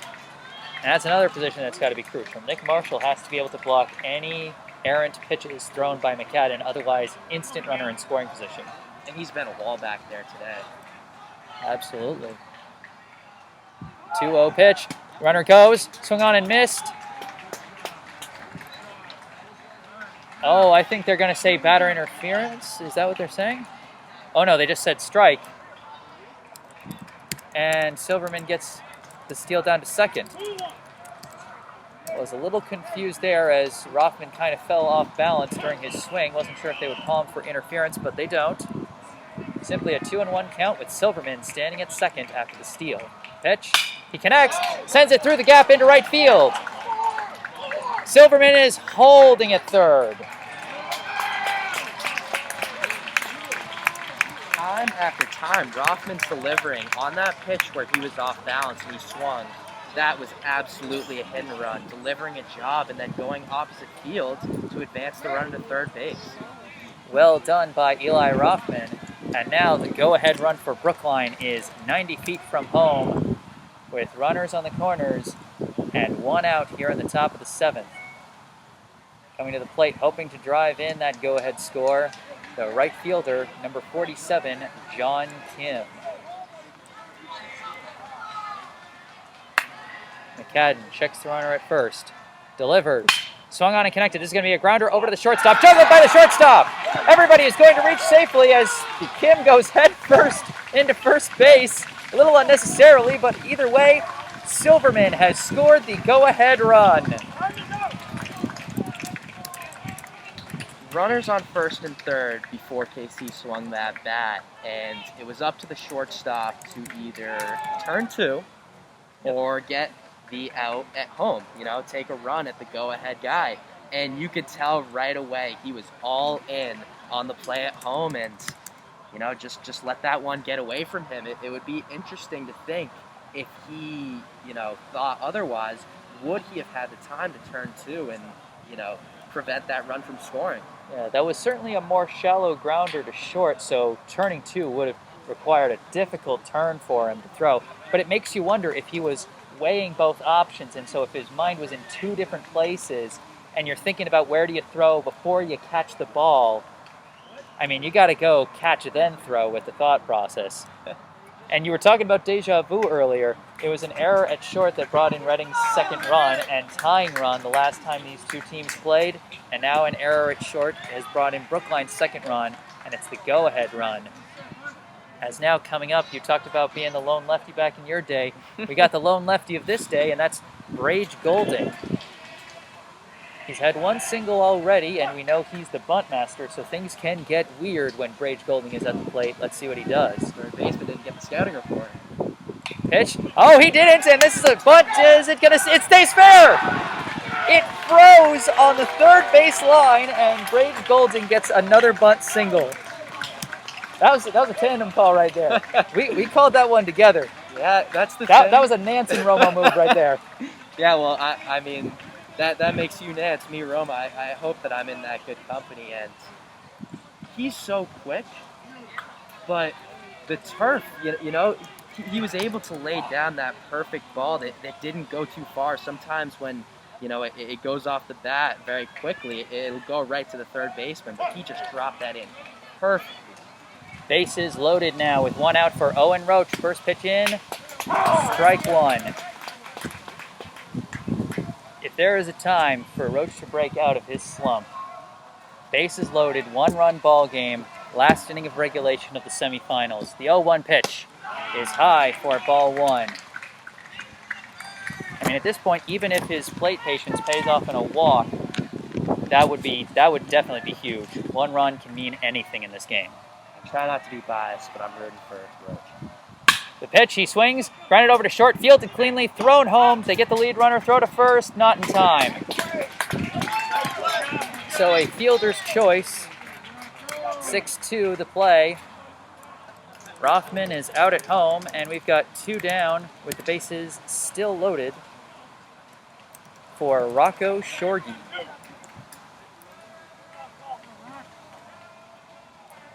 The score, Brookline 2, Reading 1. Pitch, outside for ball one. We were talking before about how important it is for the catcher to block things when you got a runner on. Now you got a runner on third. If something gets past him, that could be a run. The 1-0 pitch from McCadden. Just low, ball two. Although I will say the backstop here is a little shorter than some other parks, sort of like what they have back in Brookline at Warren Field. Gives the catcher a little bit more of a chance to recover. 2-0 the count, the pitch. Hits the zone this time, strike one. Might be even shorter than one. This is a real close backstop.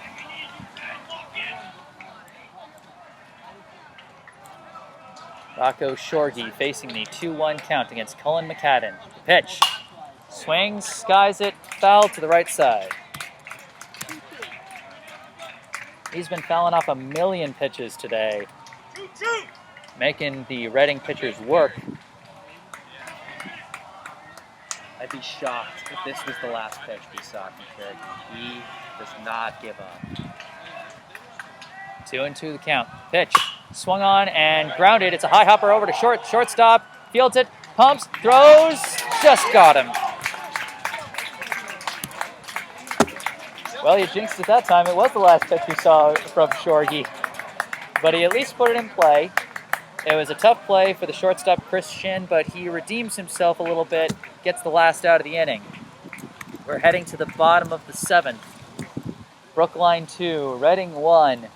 Tension so thick you could cut it with a knife. And look who's coming back out. They're sending Caleb McGrath back out on the mound. You know, that speaks to the confidence they got in him, given he just gave up the tying run the previous inning.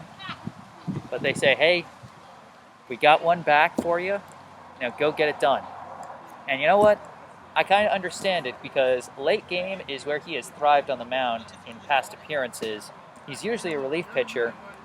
He got that one-out save against Waltham the last playoff game. Very technically counted as a save as there were a couple runners on, so the on-deck hitter, either the at-bat hitter or the on-deck hitter, counted as the potential tying run. You got to calculate the stats somehow. They can be a little weird sometimes. Yeah, and I'll tell you, this doesn't show up in the stat book, but I've spent a lot of time around Caleb McGrath. Very good friend of my brother Owen, and he hasn't been able to go, really stretch it out because of some injuries this year. And seeing him pitching all 7, coming out for this last, hopefully last appearance, is just so great to see. And one thing that he should be proud of that he can carry into this is it seems like they've gotten through that scariest part of the lineup. They have, as due up is first up the relief pitcher, Cullen McCadden. Following him will be Nate Heithouse, who is now playing third, and then Chris Shin. So a bunch of guys looking for redemption, the 2 pitchers and the shortstop whose error brought in the go-ahead run. First up, number 10, Cullen McCadden. First pitch is outside, ball 1. And I'll say, they may be through the tough part of the lineup, but you can't underestimate the bottom of Reading's lineup as McGrath delivers the 1-0. Swung on, connected, he sends this one out to right center field. It's being chased. Oh no, they collided and dropped it! The throw down to second. Gets away from Roach, and he slides in safely. That's the thing. Anything can happen in the bottom of the 7th inning. That's a routine fly ball, and just a lack of communication put a guy on second base, a runner in scoring position, with no outs. And you've got a guy like John Kim out there, usually a pitcher or an infielder, now playing outfield due to, like you said, his sore arm from pitching previously. So not in a position he's not necessarily as used to as some others. As coming up is Nate Heithouse, the original starting pitcher, now third baseman, with a runner on second and nobody out. We'll see if they decide to lay down the bunt here. Score, Brookline 2, Reading Red 1. Pitch. He lays down the bunt. Fielded by McGrath, checks third, can't make it there. Throws to first, almost didn't get him, but Rothman smartly realized that, oh my gosh, I landed away from the bag and quickly stepped. Yeah, great adjustment, not only by Rothman, but by Caleb. That was a beautiful bunt to the right side as you try and advance the runner from second to third, but he still took a look over his shoulder to see if he had time, saw that the play wasn't there, and, made the easy out at first base. It may have seemed a little bit more difficult with that, Yeah, just a slightly far throw. Rothman comes down, he's to the left of the bag, and he's like, oh shoot, steps on it quickly. But either way, it'll be 1 out, and a runner on third in this 1-run ball game. And coming up to the plate, hoping for some real redemption here, is the shortstop, number 11, Chris Shin. Cannot give him anything to elevate here. This is the batter who wants to hit the sacrifice fly to drive in the runner. You can't give him something to hit deep into the outfield. Rath steps off the bag temporarily, now steps back in. Shin 0 for 2 so far with a strikeout. First pitch from McGrath. Swung on and missed. Strike 1. Caught him with the high heat. It's tough to lay off that pitch for some guys. And the more velocity you got, the less time you got to figure out where it's coming. 0-1 the count. Gets him with the high heat again. Strike 2. Tough thing about a fastball is it gives the illusion that it's rising, when really it's just not dipping as much as other pitches because it's coming from an elevated position. 0-2 the count to Shin. Pitch. Swung on and connected, and he's sending it out the middle. This ball game is tied.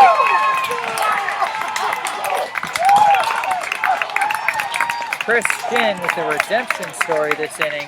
as his single up the middle drives in Cullen McCadden.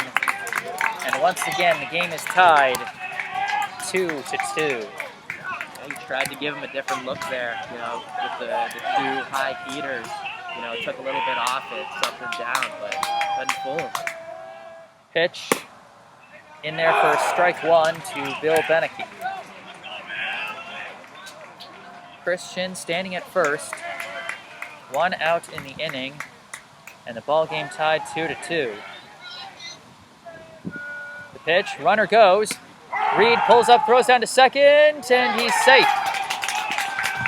Great throw, great pop time, but it almost seemed like the runner had his move timed and was able to get a great jump because of it. So the game-winning run is now in scoring position here in the bottom of the 7th. 0-2 is the count to Beneke. A hit to the outfield could end this game.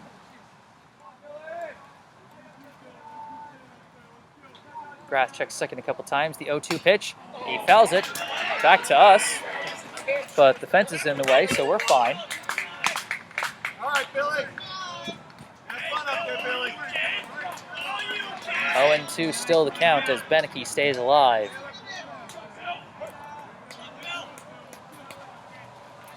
McGrath checks second. Winds and delivers. Catches him inside for the 3rd strike. Beautiful pitch there. He just couldn't react to that. That's the thing. When you change pitchers, when you change different pitches and speeds, it's just so difficult to adjust when the ball's coming in 70, 80 miles an hour. Absolutely. And now coming up, the number 10 hitter for Reading, and the guy who scored the go-ahead run in the last playoff game between these two, Mike DiPietro.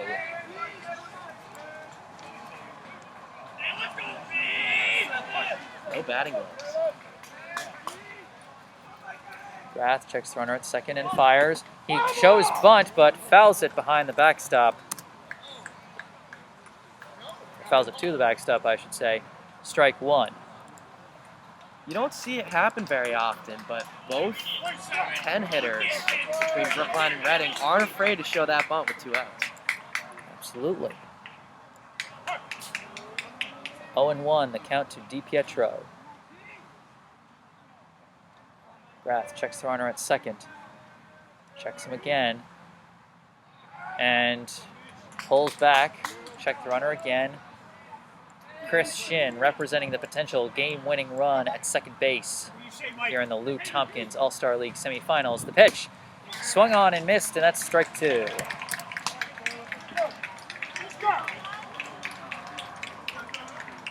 We'll see what Caleb goes to here, ahead in the count. 0-2, 2 outs. 2-2 the score, and runner on second. 2s everywhere on this board right now. As McGrath steps off temporarily, then back onto the mound. Checks the runner back at second. The 0-2 pitch. He swings and connects. It's a slow roller over to third, picked up by Shorgy, thrown to Rothman, and that ends the inning. I dared to say it before, and I may have jinxed us because we are headed for everybody's 2 favorite words. Say it for me, Jack. Extra innings, and what I love about these early games is we don't have to worry about the sun going down. We don't have to have a time limit. You can't start another inning. We're going to be here until the winning team earns the W. Absolutely. No games called due to darkness. It's not going to be like the game out in Waltham that Brookline had earlier this year, where it ended on a 3-run homer by the losing team.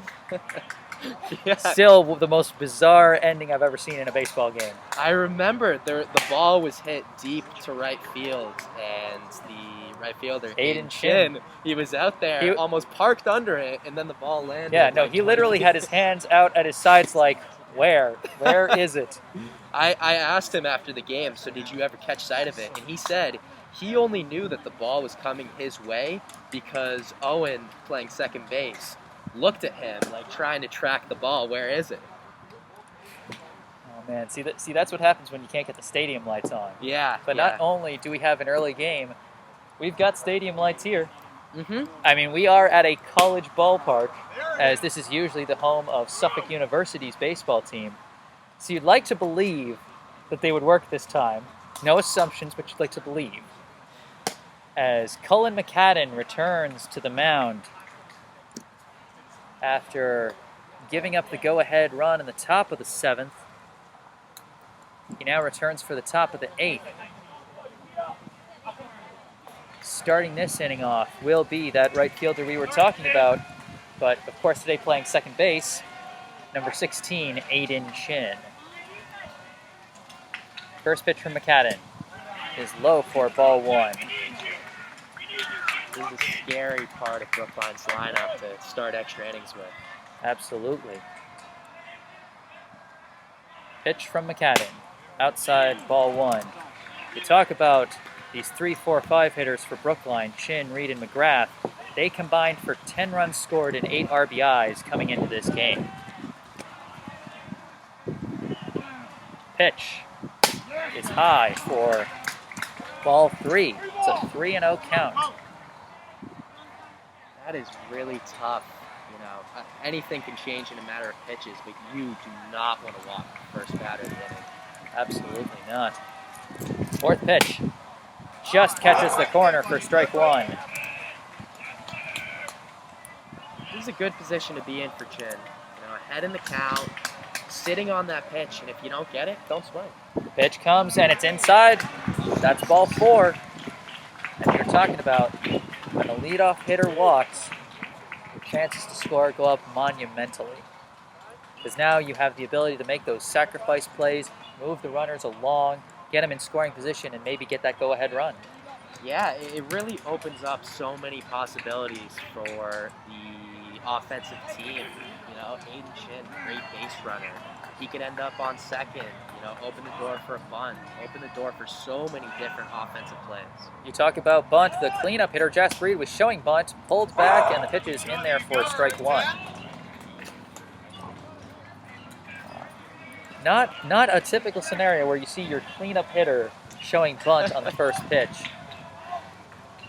Either way, 0-1 the count. They throw back to first, and Chin dives back safely. You see stuff like that happen all the time. You know, I played for Coach Bucci, and he will do anything with anyone, you know, just to get that W. The 0-1 pitch. Swung on and fouled to the left side by Reed.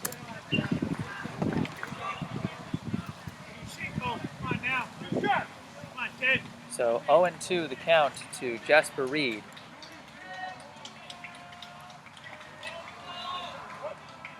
Runner on first. Nobody out. Pitch from McCadden. Inside, ball 1. Yeah, you don't really see umpires giving guys the high strike on the curveball. So Reed facing a 1-2 count here in the top of the 8th inning. Runner on first. Pitch, Chin takes off, and the pitch is in the dirt, and Chin is going to successfully steal second. Now we've got a runner in scoring position. Absolutely. So 2-2, the count to Reed. Go ahead run on second. The pitch is low and away for ball 3. And Brookline showing some action in the bullpen. Your brother, Owen Roach, warming up. So if he can be effective against Reading this time. The pitch catches the inside corner, and Reed goes down on strikes. Brookline was not happy about that call. That is tough. And that'll be 1 out for the runner on second for Caleb McGrath. He scored the first run after a double to deep left, a balk, and then a sacrifice fly. See what he can do this time as they throw back to second, and Chin dives back safely. Looks like he wasn't going to throw at first. Then the second baseman got back there in time, and he decided to make the throw, but Chin was able to hustle his way back. First pitch to McGrath. Low and away, ball 1. almost just a little reminder, you know, to the guy on second, even if it's not his best move, just, hey, you know, I know you're there. Don't get crazy. 1-0, the count to Caleb McGrath. Runner on second, 1 out. Pitch. Swung on and missed. Strike 1. Again, the score, Brookline 2, Reading Ridge 2. Here in the semifinals of the Lou Tompkins All-Star League Tournament. 1-1 pitch is low and away for ball 2. Again, nice blocking by Nick Marshall. I feel like we can't say enough about both teams' catchers, Marshall and Reed. They haven't let anyone get free bases off of wild pitches. You've got to work for them. It makes a huge difference to the pitcher, just in terms of comfort level. 2-1. He swings and connects. This is a grounder to the left side. Fielded by the third baseman. Does not apply the tag. Throws to first. And McGrath is out at first. But some smart base running by Aiden Chin as he just sort of like matrix dodged a little there to avoid the tagging glove of the third baseman, Nate Heithouse. Yeah, that was definitely impressive. You know, able to avoid the double play and give Brookline some hope of tacking on a run here in this 8th inning. You know, we'll see if Andrew Silverman, who really has had a great season and can sometimes come up big in these clutch situations, we'll see if he can deliver here. Of course, Andrew Silverman, the only Brookline hitter with an RBI so far today, thanks to that sac fly to center field, as their second run came as a result of a fielding error. And, you know, while we give credit to Chin for the base running, we give a little credit to Heithouse. He almost made a spectacular heads-up play that could have ended the inning. But instead, we've got 2 outs and the go-ahead run at third base for the center fielder, number 22, Andrew Silverman. Pitch from McCadden. Swung on and missed. Strike 1. That was a nice off-speed pitch. You know, sometimes guys aren't comfortable throwing it first pitch in the count, but clearly he has that in his arsenal. 0-1 pitch. Just a bit outside. Ball 1. Just barely missed, but showing some very great commands early in the count. 1-1. Catches the zone this time. 1-2 now the count. Painting those corners.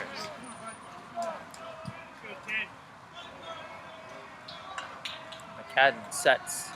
1-2 pitch. He swings and connects. This is a grounder over to second. Fielded by the second baseman. Thrown to first. They got him. So Brookline threatens but cannot score in the top of the 8th inning.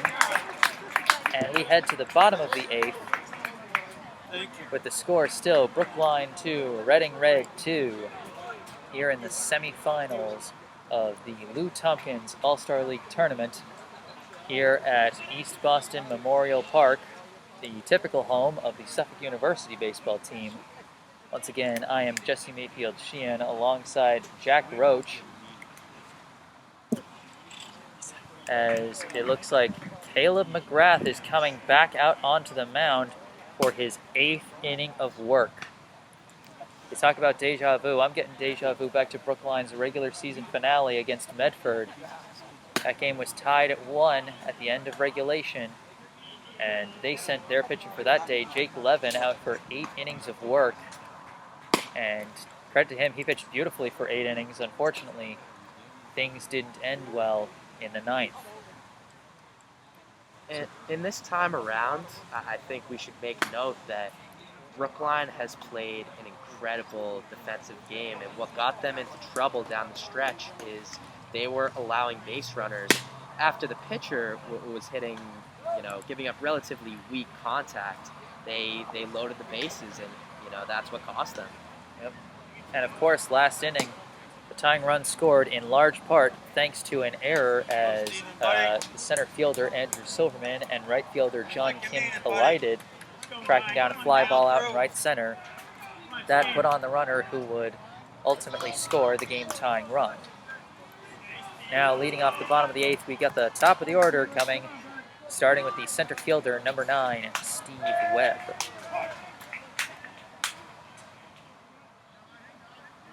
Last time up, he grounded out to short. to start the bottom of the 6th. Pitch, swung on and missed, strike 1. You are joking about these lefties. Really, top to bottom. Yeah.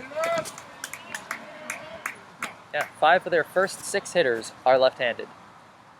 Pitch, swung on and missed, strike 2. And, regardless of whether the advantage, what the advantage is, whether they throw inside or not, it's just, it throws off your rhythm, I feel like, because you're so used to, of course, by this point, Caleb McGrath is used to this lineup. As the 0-2 pitch, he skies it. Out shallow center, being tracked by the second baseman, caught by Chin, and that'll be the first out.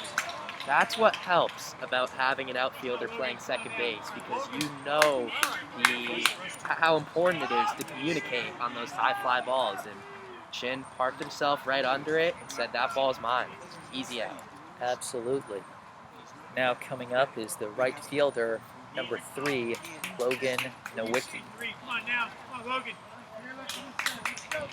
Nowicki, his last time up, he also grounded out to the shortstop in the bottom of the 6th. First pitch, outside, ball 1.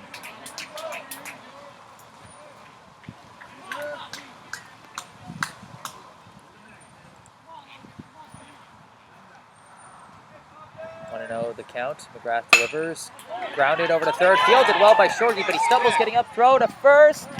He got him! Nice stretch by Eli Rothman. And they get the second out of the inning. Credit to both fielders on that one. Rocco Shorty fielded a hard hit ball, that's why they call it the hot corner. And he stumbled getting back up from the reach, but was able to recover and get a throw off just in time as Eli Rothman made the nice stretch at first base. 2 outs, and up is Nick Marshall. First pitch, in there for a strike. We're playing on turf, so you don't see any dirt stains, but Rocco is always diving, laying himself out for the ball. 0-1 pitch is low and inside, ball 1. Nick Marshall, his last time up, hit a single up the middle and later came around to score Reading's first run on that big triple to right center by Cole Tully. Now facing a 1-1 count with 2 outs and the bases empty. Score tied at 2 in the bottom of the 8th inning.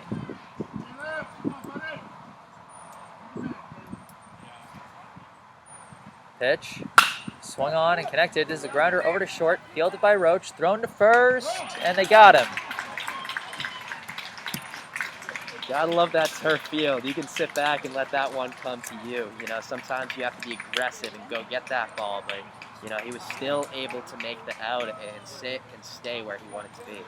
Yeah, turf definitely results in far fewer of those weird hops you sometimes see on a grass field where maybe the ground is uneven or like you catch the edge of the grass before the dirt. You don't see that as much with turf because it's just kind of flat all the way across. So Reading goes down in order, pop out to second, ground out to third, ground out to short. All of the infielders getting involved in one way or another. And coming out for another inning of work is Cullen McCadden,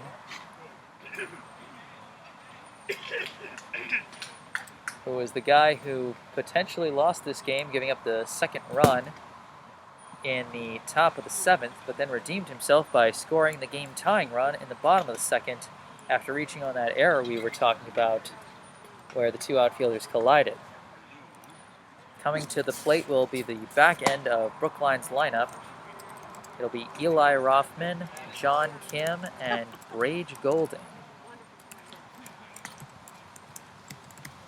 I said it already, but you know, they've really been so important for this Brookline lineup today. You know, there's no easy out on this team, and I don't think there's an easy out on either team, and that's why we're playing an MLB game right now. We're in the 9th inning. Yep, you're not wrong. We are now reaching what would be regulation for a major league game. But hey, we got more people in the stands here than most major league games these days. I will say that. That's true. So take that for whatever you will. A lot of math. Yes.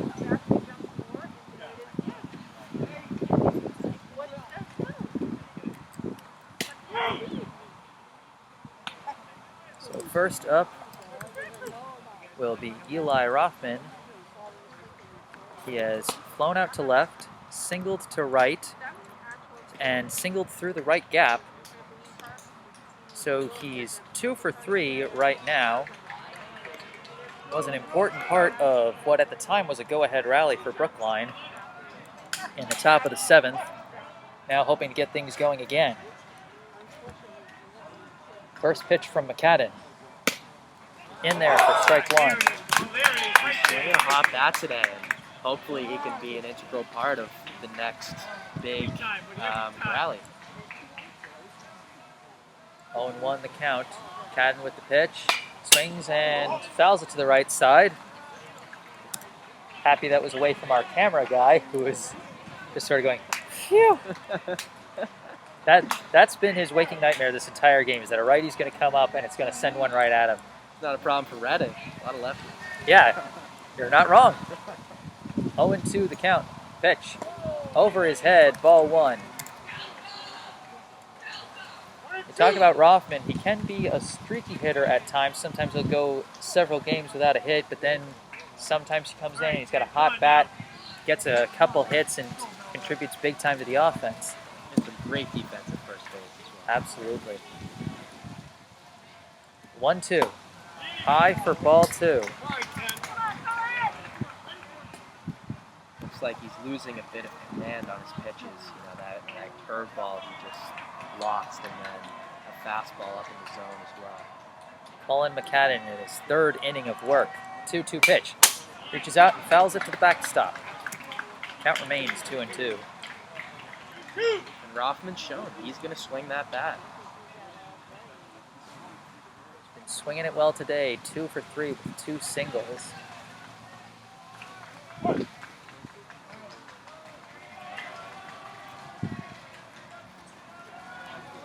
Two pitch number 2.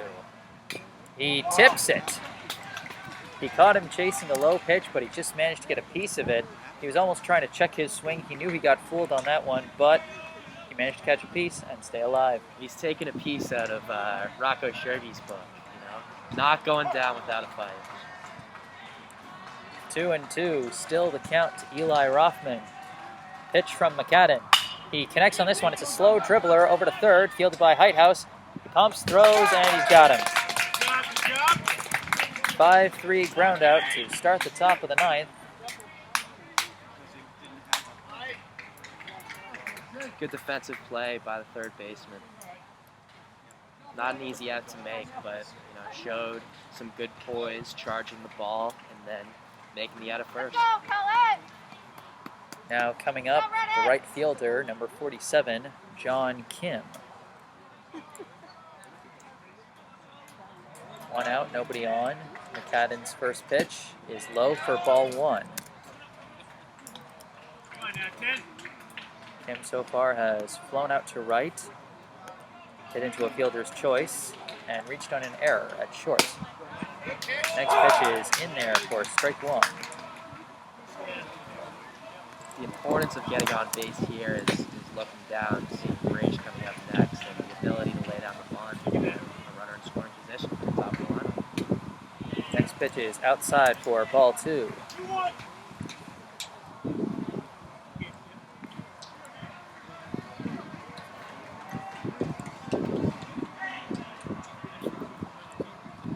The 2-1 pitch is high for ball 3. An enviable count for John Kim here.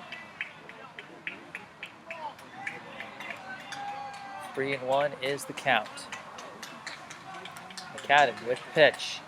Swung on and grounded hard over to second, but fielded cleanly, thrown cleanly, and caught cleanly. 4-3 ground out, puts 2 outs in the inning. That's tough, you know, when you're ahead. You know, sometimes you get a little greedy. You know, you think that you can just swing hard and that'll make up for it. But that ball a little bit outside and maybe not swing at the pitch you want. Now up, number 11, the left fielder, Rage Golding. They got the report this time. Third baseman way in as Golding swings and fouls to the backstop. It's funny, out of a couple of Golding's at-bats, they definitely had that third baseman like halfway between third and home, preparing for Golding's bunts. They didn't have him though last time as he laid down a bunt single as part of that 7th inning rally. See what he can do here with 2 outs. He's got a sneaky amount of power, and teams don't realize that just because of how frequently he bunts. 0-1 is the count to Golding. McCadden with the pitch. Swings and fouls it to the backstop again. Strike 2. Not afraid to swing that bat. I actually played a scrimmage with these guys. I played right field, and he hit a fly ball like 20 feet, over my head. The 0-2 pitch from McCadden. Swings and misses. Strike 3. Sometimes the desire to swing the bat puts you in those situations. The ball maybe 6 inches off the plate. You just give a go at it. Wasn't able to connect this time around. So Brookline goes down in order in the top of the 9th. Ground out to third, ground out to second, strikeout swinging. And we get ready for the bottom of the 9th. And back out on the mound is McGrath. They're making him work today. He's coming out for his 9th inning on the mound. Almost a little change in attitude. You saw him. He walked out with a grin on his face, laughing. I think that first inning of extras can be a little bit intimidating. You feel the nerves, but he's in a position now where he's like, hey, I'm going to give it what I've got. And I think that can be very relieving or a stress relief for a guy that's thrown as many pitches as he has to. And certainly give a guy a bit of relief as he faces one of the more dangerous portions of the Reading lineup, Cole Tully, who had that big RBI triple earlier today, Brian Marshall, who hit in the go-ahead run in the last playoff game, and then Cullen McCadden, who scored the game-tying run earlier tonight. The only thing you can be saying to yourself is, thank God we got past Nick Marshall. He swings a hot bat. So now up the extra hitter, Cole Tully. First pitch is just low for ball 1.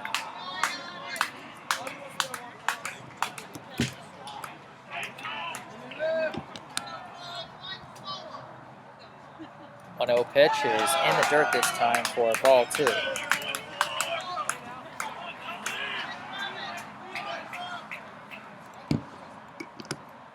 2-0 pitch.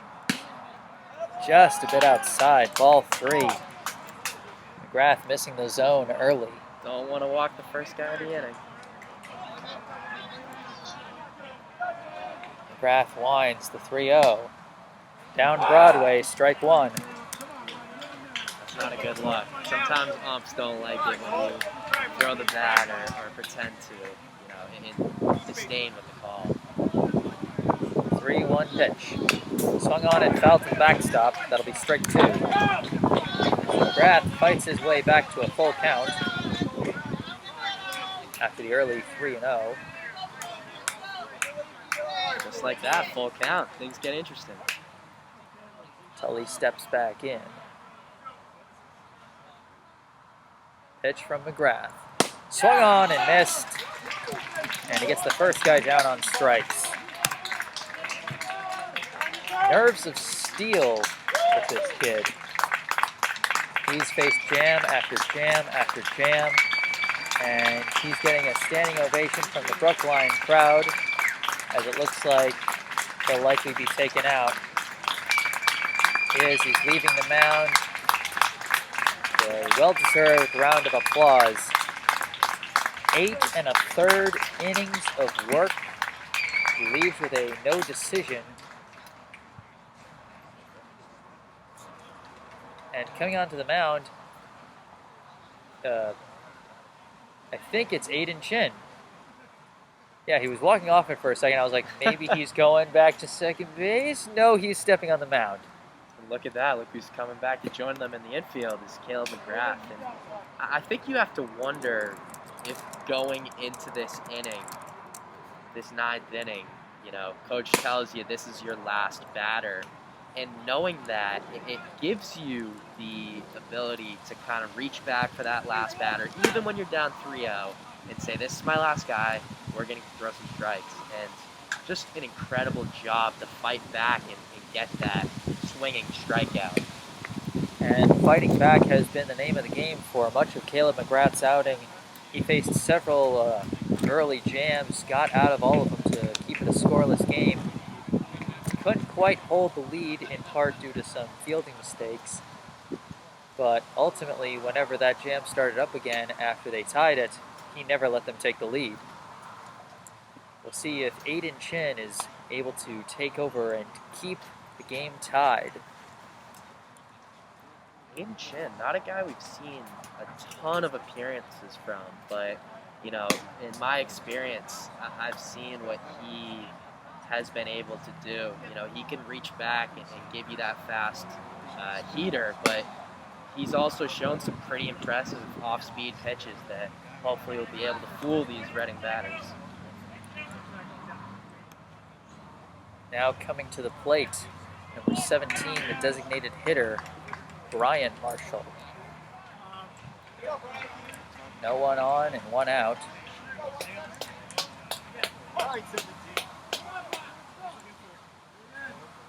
Aiden Chin with his first pitch.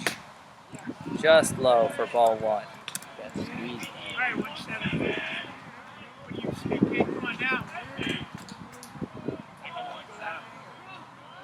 1-0 pitch. And it's fouled down the right side. 1-1 is now the count. 1-1, but you definitely have to be impressed by the command. First two pitches, same exact spot, and got him to swing at one of them. 1-1 pitch. He chops this one slowly over to second. Fielded, flipped, and he beats him there.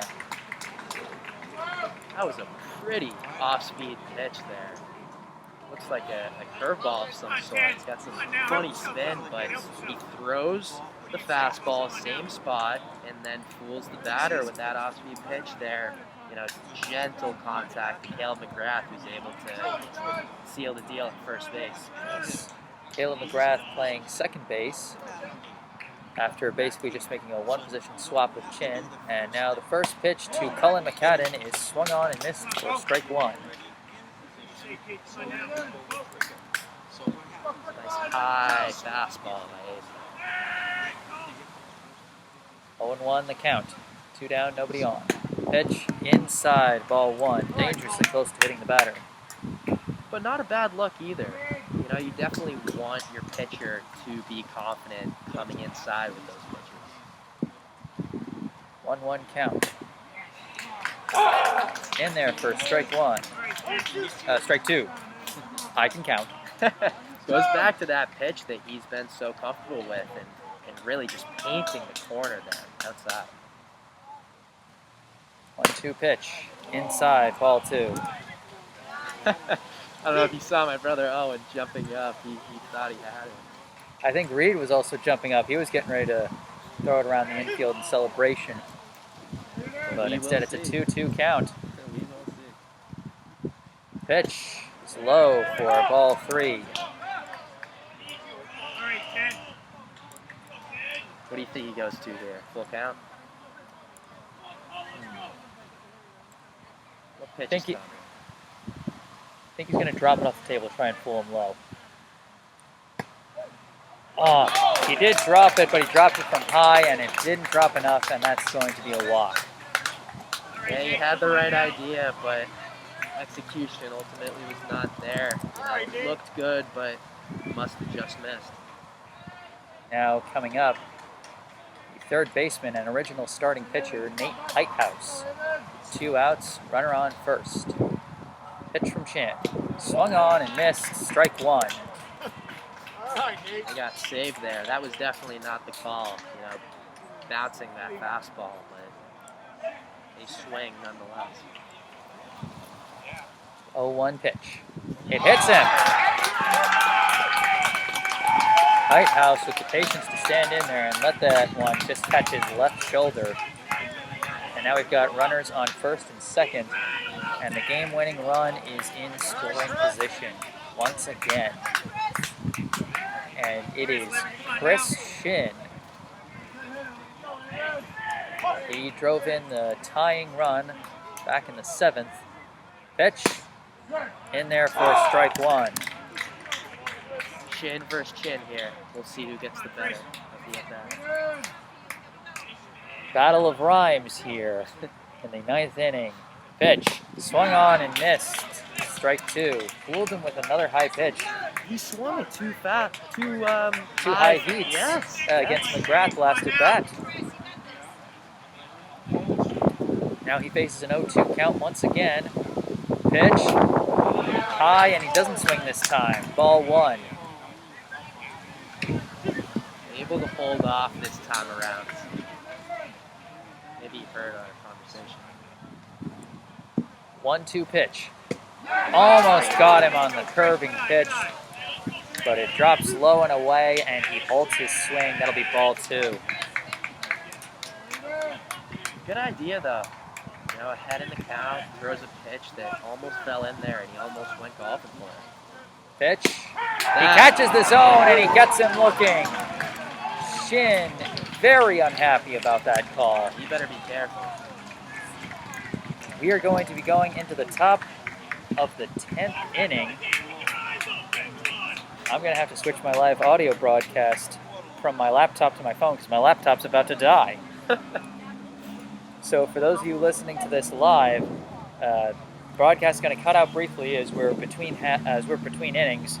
But stay tuned, refresh the page, and the broadcast will be back in a second.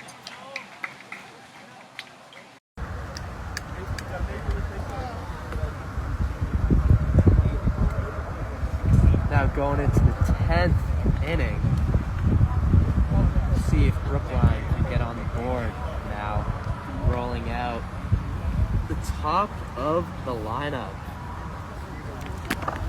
Indeed. We are facing the top of the lineup. That'll be Roach, Shorgy, and Chin. Early in this season, they really thrived off of each other's presence in the order. All having incredible seasons, and now here in the 10th inning, 2-2, not a lot of action from the offense on both teams. It'll be really exciting to see if Owen, Rocco, Aiden, Jasper, Caleb can, get things going. Absolutely. And returning back to the mound for, I believe, his 4th inning of work is Cullen McCadden. We saw 6 innings from Nate Heithouse to start this game, and then Cullen McCadden came on in the 7th and has been pitching ever since. He's done a great job, too. He has. He gave up the 2nd run of the game in that 1st inning, but since then he is settled in and shut Brookline down. And we'll see if the top of the order can finally find its rhythm for Brookline. Maybe bring in a score. Yeah, you see these MLB teams trying to implement the opener, to give the top of the order a different look. And we'll see here if these guys are able to take what they've learned and, apply it to these at-bats.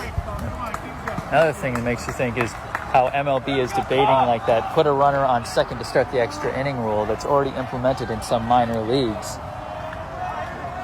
Really makes you wonder where we'd be in this game with that kind of scenario. As Owen Roach steps to the plate. Pitch.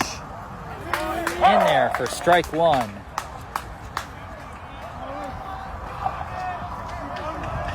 Owen 1 the count.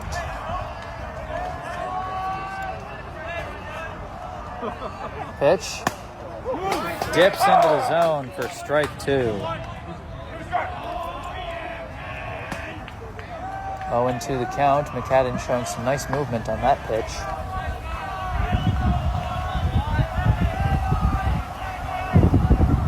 Now the 0-2 pitch. It's low for ball one.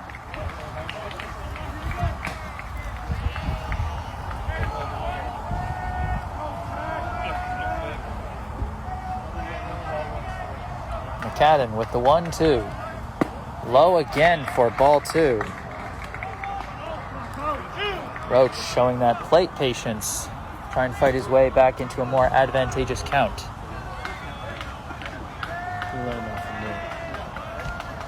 2-2 is low again for ball 3. McCadden can't seem to get to elevate his pitches enough to get into that strike zone.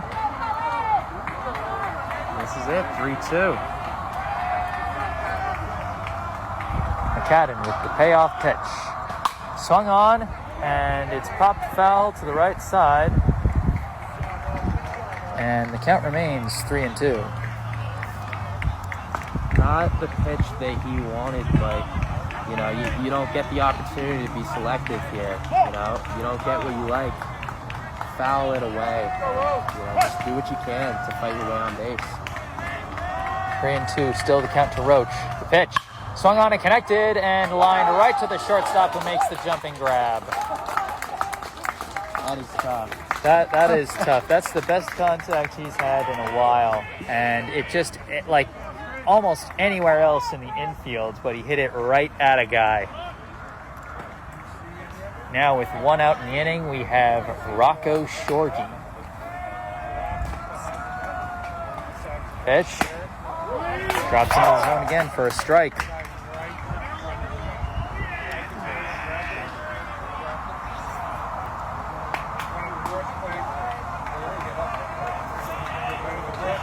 Now the 0-1.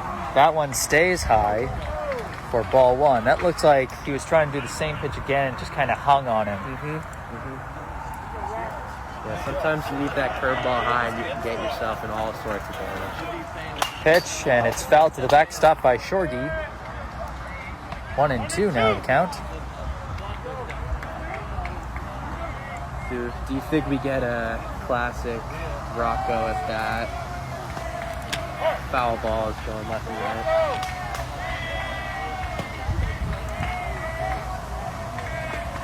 Well, we'll certainly see. We've got the 1-2 pitch, and it just misses the zone. Again, Redding not happy about that one. It is looking like we're getting a classic Rocco at bat as he starts working up the count and working up that pitch count. And that's a tough pitch, like that could go either way. And good for Rocco for laying off it. 2-2. He fouls this one to the backstop again. I try not to laugh, but it's every at bat with this guy.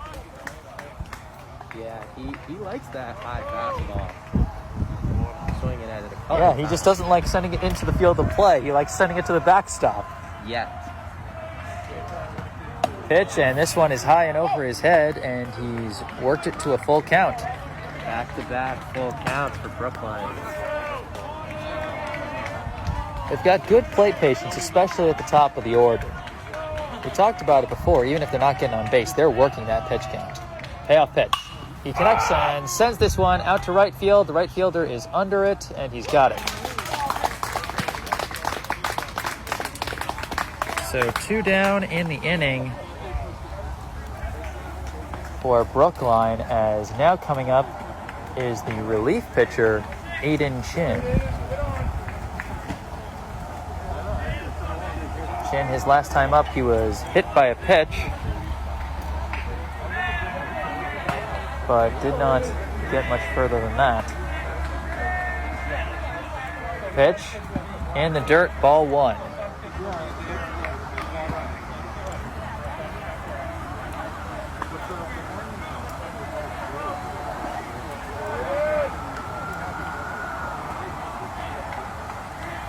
Now the 1-0.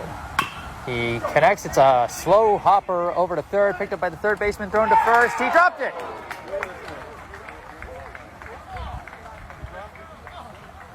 And Aiden Chin accidentally went to his left after he got past the bag, so he actually had to go back. Otherwise, the first baseman was going to tag him.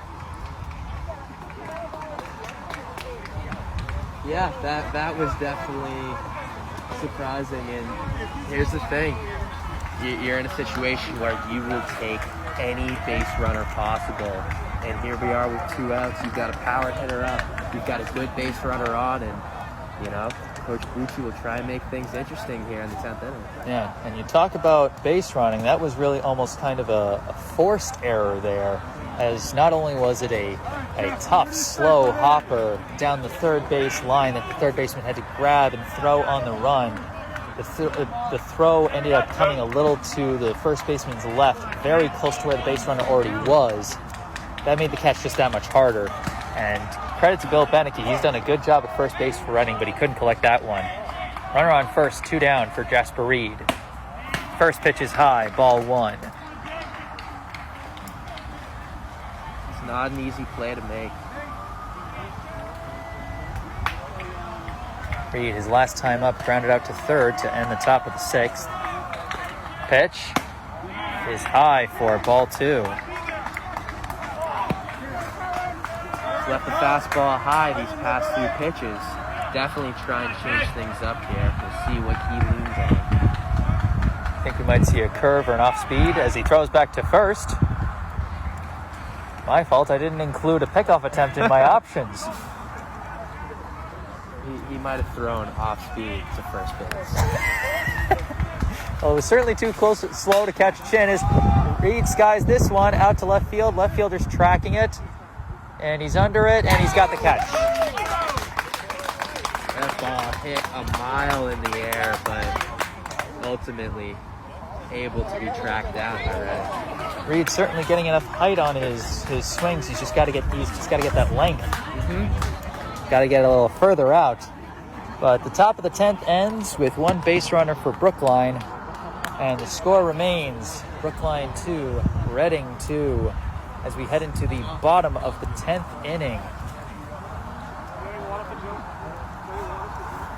Look who's coming out here. We've got another new pitcher. This is Owen Roach coming on in relief of Aiden Chin. I've never had to, there's at-bats here and there in this game, but this is uninterrupted, a whole half inning of your brother pitching. Owen pitching, it's definitely, it's his game, but it's stressful for me. I want him to do well. Absolutely.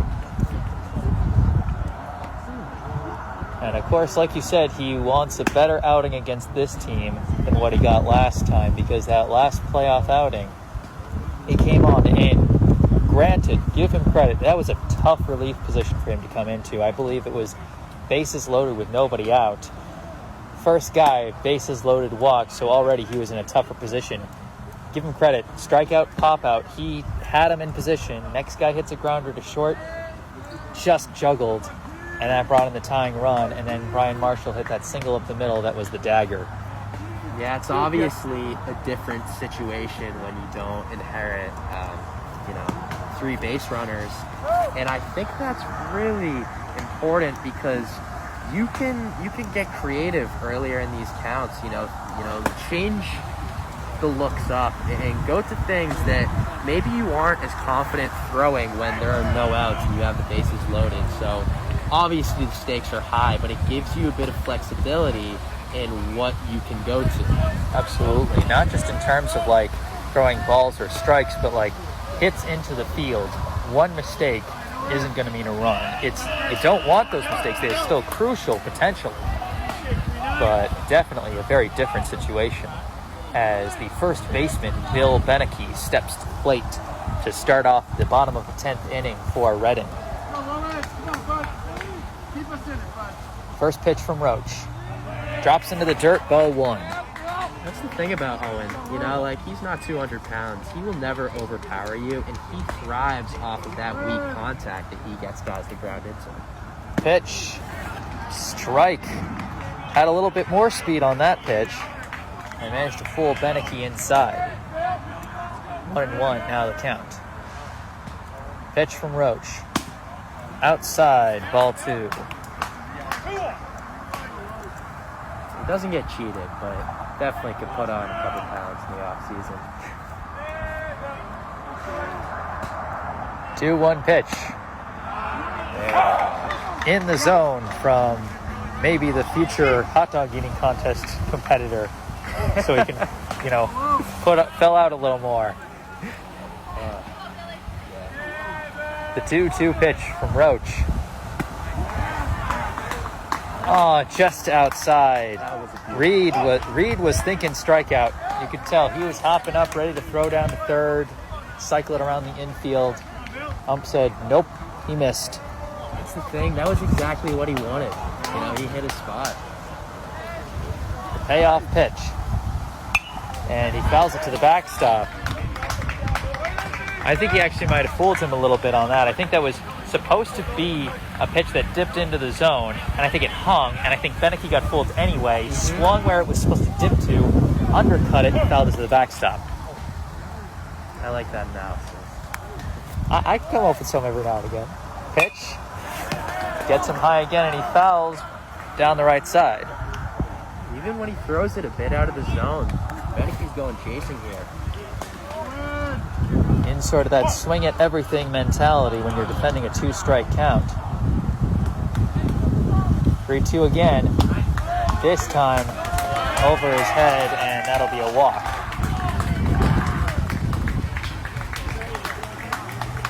Now coming up, the left fielder, number 7, Mike DiPietro. Don't be surprised if we see a bunt here.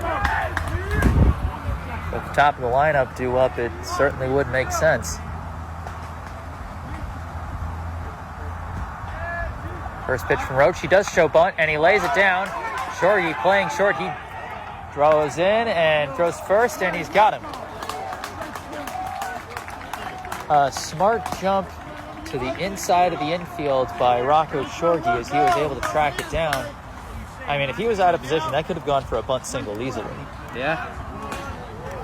Yeah, no, that was definitely a great bunt. Not only did he do his job, he almost ended up safe himself at first base. So now we find ourselves top of the lineup, one out, man in scoring position. Yes, not just any man, but the potential winning run, as now up is the center fielder, Steve Webb. Pitch. Dips just low and inside, ball 1. Webb, of course, potentially dangerous hitter. He led off the bottom half of this game in the bottom of the first with a double to left field. Pitch. Outside this time, ball 2. You lose a lot of confidence as a pitcher when, the ump's not giving you a certain pitch. And you kind of have to go to other areas that you are confident in.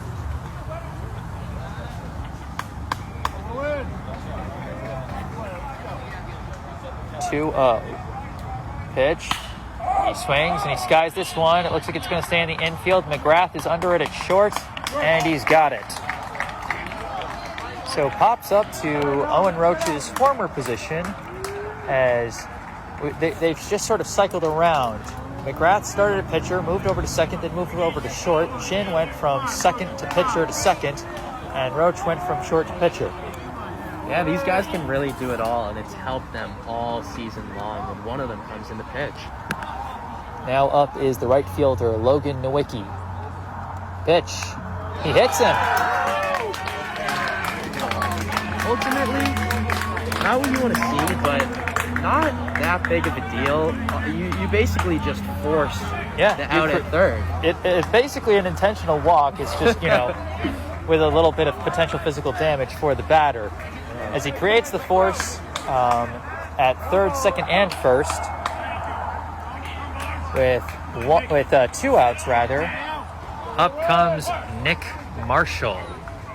Not who you want to see in this situation here. Roach checks the runner at second a couple times, delivers. This ball is high for ball 1. Bill Beneke stands at second with a potential game-winning run. Logan Nowicki over at first, 2 out in the bottom of the 10th. Roach with the pitch. He skies this one deep out to center field. Silverman's going back. He seems to have it under it. He's got the catch.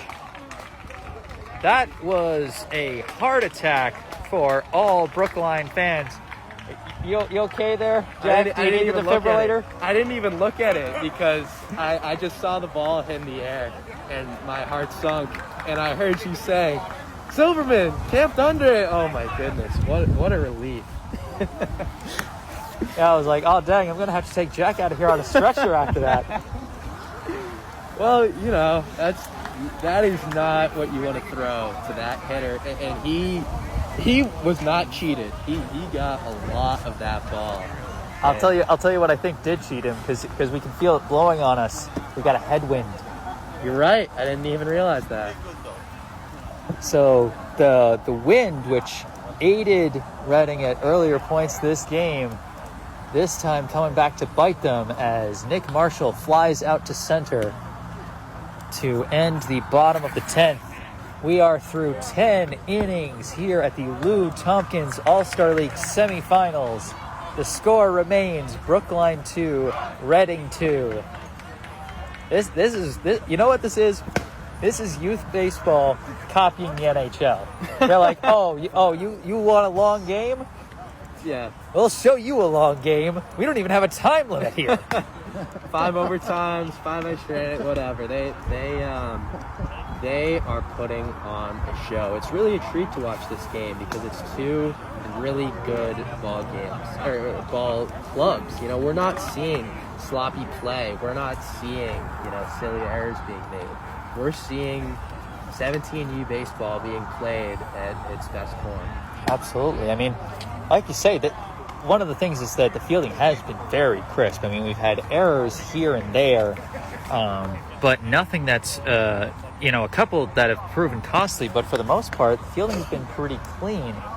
And I think, like we talked about before, the turf field plays a lot into that. There's not going to be any home field advantage. You know where all the divots are. This is just like flat, flat surface. Yeah, I always liked the turf. I played a little bit of outfield. I played first base, and sometimes it gets tough when you don't know if the ball is going to bounce in the grass or the dirt. Here, there's no difference. It's all the same. You get the same bounce every time. And now, coming up, as Reading just had some of the dangerous parts of its lineup, we now feature some of the more dangerous hitters for Brookline. Leading off is Caleb McGrath. First pitch from McCadden is just outside, ball 1. It'll be McGrath, Silverman, and Rothman this inning.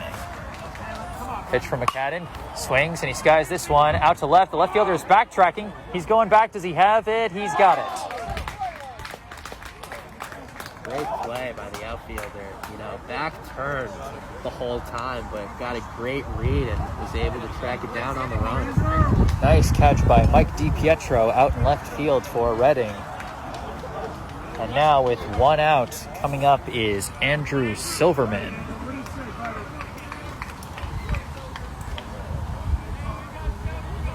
His last time up, he grounded out to second to end the top of the 8th. As the first pitch is outside for ball 1. That 8th inning was so far Brookline's best chance to get a run across. They got Aiden Chin all the way to third base, but could not bring home the go-ahead score. Pitch in there for strike 1. The count is 1-1 to Silverman. 8th inning. Doesn't that seem like a long time ago?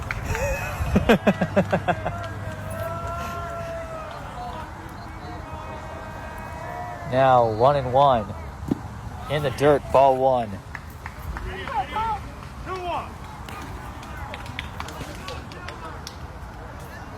Just seems to be every time with these two teams that it's just tight the entire way. They had one game that was a 4-run ball game, but everything else has just been tight.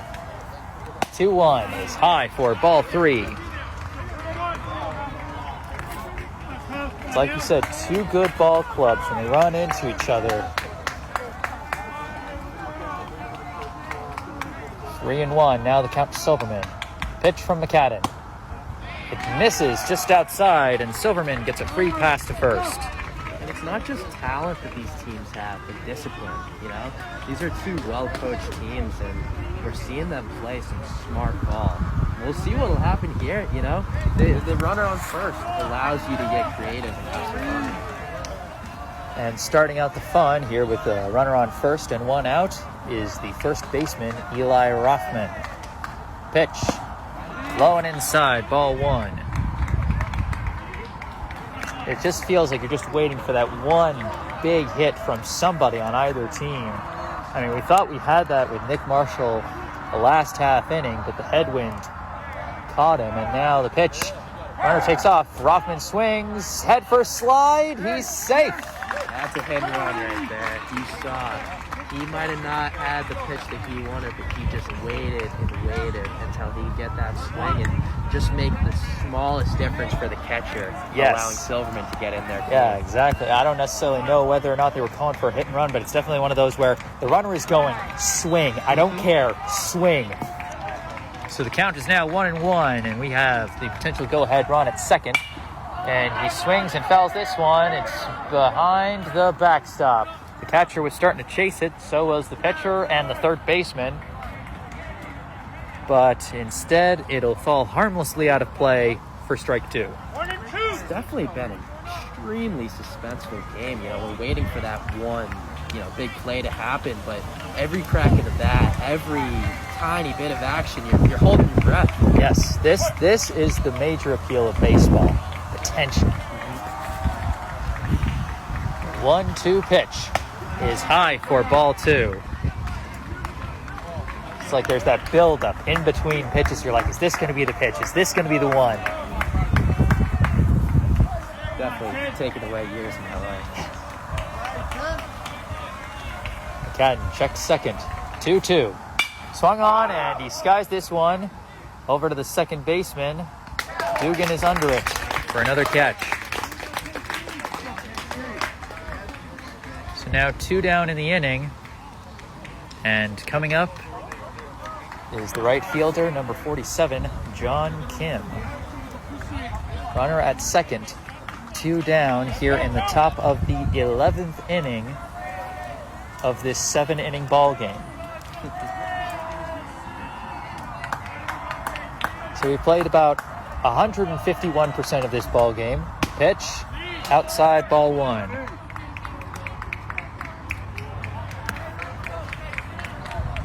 We have seen a lot of baseball this afternoon, and we're going to get some more. 1-0, the count to Kim. Andrew Silverman at second. Pitch. It's over his head for ball two.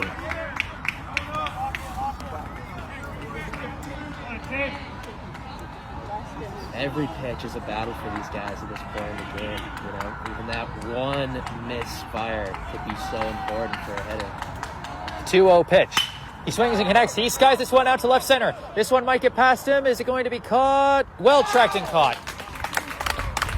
Gotta tip your cap. What an incredible job. That is the save of the go-ahead run. Well-stroked ball by John Kim, but able to be tracked down. And really, these Reading outfielders have done an incredible job of tracking down, reading, and getting to those high, hard hit fly balls. Absolutely. A great track by the center fielder Steve Webb that time as he tracked down what could have been a deep fly ball. This is one of those instances where you really have to take into account there is so much outfield to cover here at East Boston Memorial Park. I was talking with our producer before the game, and he was saying that center field fence might go out to like 600-700 feet, which is absurd, absolutely absurd. Yeah, there is a lot of room for these hitters and outfielders. I don't know if you saw that there. Owen almost stumbled off the mound. A little divot that he wasn't too fond of. That's a bit better. Yes. But as we talk about that outfield, it's interesting because when it comes to the stuff that gets, that drops into the gap, it can keep going and give you extra bases. But when it comes to the stuff that's skied into the air, it gives the outfielders a little more room to work with, something that might put you up against a wall or even go over the wall. Wall's not there. It we really haven't seen that too much this afternoon. Those balls that get hit in the gap and just go and go and go, at least on Brookline's side. Yeah. We've seen a couple for Reading, but only 2 runs, not as much necessarily to show for it. Yes. Well, here's one of the guys that had one of those big hits, and that's the extra hitter, number 14, Cole Tully, who had a big triple earlier in this game. I think it was about 3 years ago. As the pitch from Roach is in the dirt for ball 1. 1-0 the count here in the bottom of the 11th inning. Pitch. Just a bit outside, I think. Ball 2. It's a good lead. The 2-0 pitch. Low this time. 3-0 now the count. We saw McGrath get out of a pickle earlier in his last batter, and he was behind. He was 3-0, and he was able to fight back. We'll see if Roach can do the same. Pitch. Not this time. 4-pitch walk. Last pitch was low and inside, and Tully gets a free pass down to first. You just can't give away batters like that. And now, coming up with no out and 1 man on, the designated hitter, number 17, Brian Marshall. Roach checks the runner at first, winds and delivers, hits a grounder foul down the first base side. This is a batter that Owen is quite familiar with. This is the guy that drove in that go-ahead run in their last playoff matchup. I'm sure both of these guys are getting ready for that next match that we have here. Coach on the first pitch, gave him the green light to swing, not laying down the ball. 0-1 the count. Roach checks the runner at first and delivers. Now showing bunt, and he fouls the bunt. Reed tried to dive for it, but couldn't get it. Hustle play by Jasper Reed behind the plate as Marshall tried to go for a 1-strike bunt, but got under it and fouled it behind him.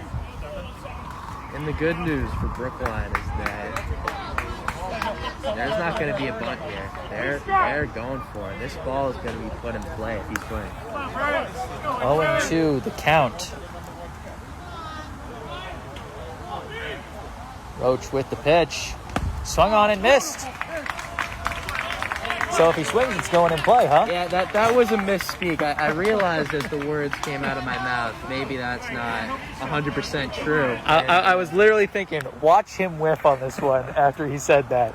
And then he did it. Yeah. Well, I guess I'm glad to be proven wrong. That's one of those jinxes that you're happy for. Yeah. As now stepping to the plate, Cullen McCadden. First pitch from Roach. Swung on and missed. Strike 1. McCadden has done a very valiant job out of the bullpen for Reading today. And he's even had a couple of nice hits. He now faces an 0-1 with 1 out and a runner on first. Here in the bottom of the 1-1 inning, as the next pitch is in the dirt for ball 1. Can I say 1 a few more times, you think? Go to town. It's even number 1 on the mound and number 1-0 at the plate. I'm going crazy. What is this game doing to me? 1-1 is the count. Pitch. Swung on and missed. Runner goes. Throw down to second by Reed. Not in time.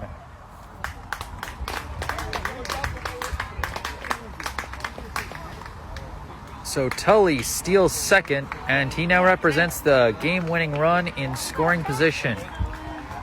1-2 is the count to Cullen McCadden with 1 out in the inning. This is such a huge pitch because even if you ground out weakly, put the ball in play, you give the runner a chance to get to third, and then, that's anyone's Yeah.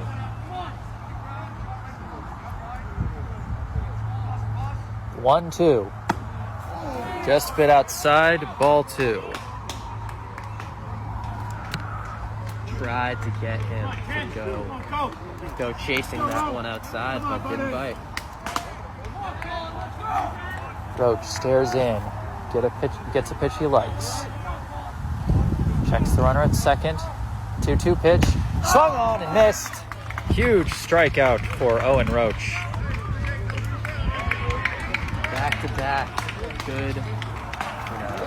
That nail in the coffin, that strikeout pitch. That's got to be your best one.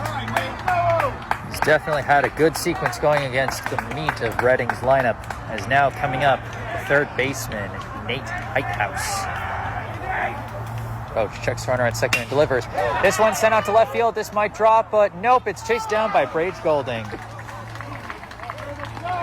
Coach Bucci likes to joke around that sometimes he doesn't always get the best read, but he's going to get there. He's one of the fastest guys I've seen play, at this level. And he has the ability to save himself when he gets into those sticky situations just because of his sheer athleticism. He can get to that ball. Well, after 11 innings, the score remains Brookline 2, Reading Red 2. I am Jesse Mayfield-Sheehan, in case any of you forgot. I'm here alongside my wonderful co-host, Jack Roach, who's been doing a great job stepping up as the color analyst for us today. We're out here at East Boston Memorial Park, enjoying about 2 days worth of baseball for one. It's on sale today. As we head into the top of the 12th inning, the 5th extra inning of this ball game, returning to the mound for his 6th. Is that right? He came on in the 7th. Yeah, this is his 6th inning of relief for Cullen McCadden. He might as well have been the starter. Well, by that math, I have called a full baseball game. I've been here for at least 7 innings. Yeah, I think you came on like around the 6th or the 5th. Yeah. So you've definitely gone the distance here. Yeah, I'm earning my keep. Owen plays 2 games, I'll call one. Who gets the first shower?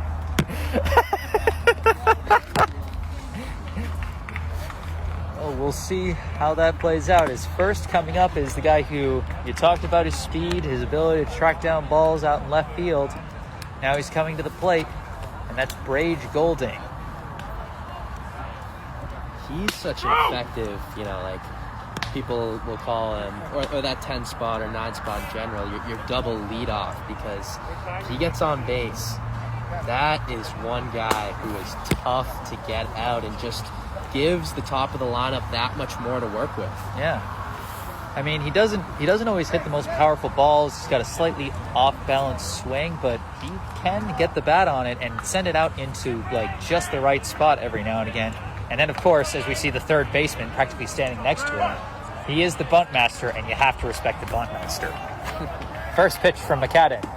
In the dirt, ball 1. They're really forcing his hand here. They're going to make him swing the bat. Next pitch. In the dirt again, ball 2. Well, they're not making him swing so far, I'll tell you that. And earlier you said Tony Romo. I am quite the opposite of that this afternoon. The 2-0 pitch. Swung on and grounded over the pitcher, fielded by the second baseman, thrown to first, and he's got him. A nice hit bounce at first, it seemed, as it got past the pitcher, but well tracked by Connor Dugan at second base and well thrown to first. Golding is out for the first out of the inning. It's a tough play to make sometimes, going to that backhand, ball hit well, up the middle, but able to make a clean play at the first. And now coming up is Owen Roach. First pitch from McCadden, just outside, ball 1. Last go around, had a good piece of contact, probably his best one in quite some time. See if he could keep that going. Just that crazy leaping grab by Chris Shin robbed him of a potential hit. As he swings on this one, he seems to have good contact. It's flown out to right, but it's right to the right fielder.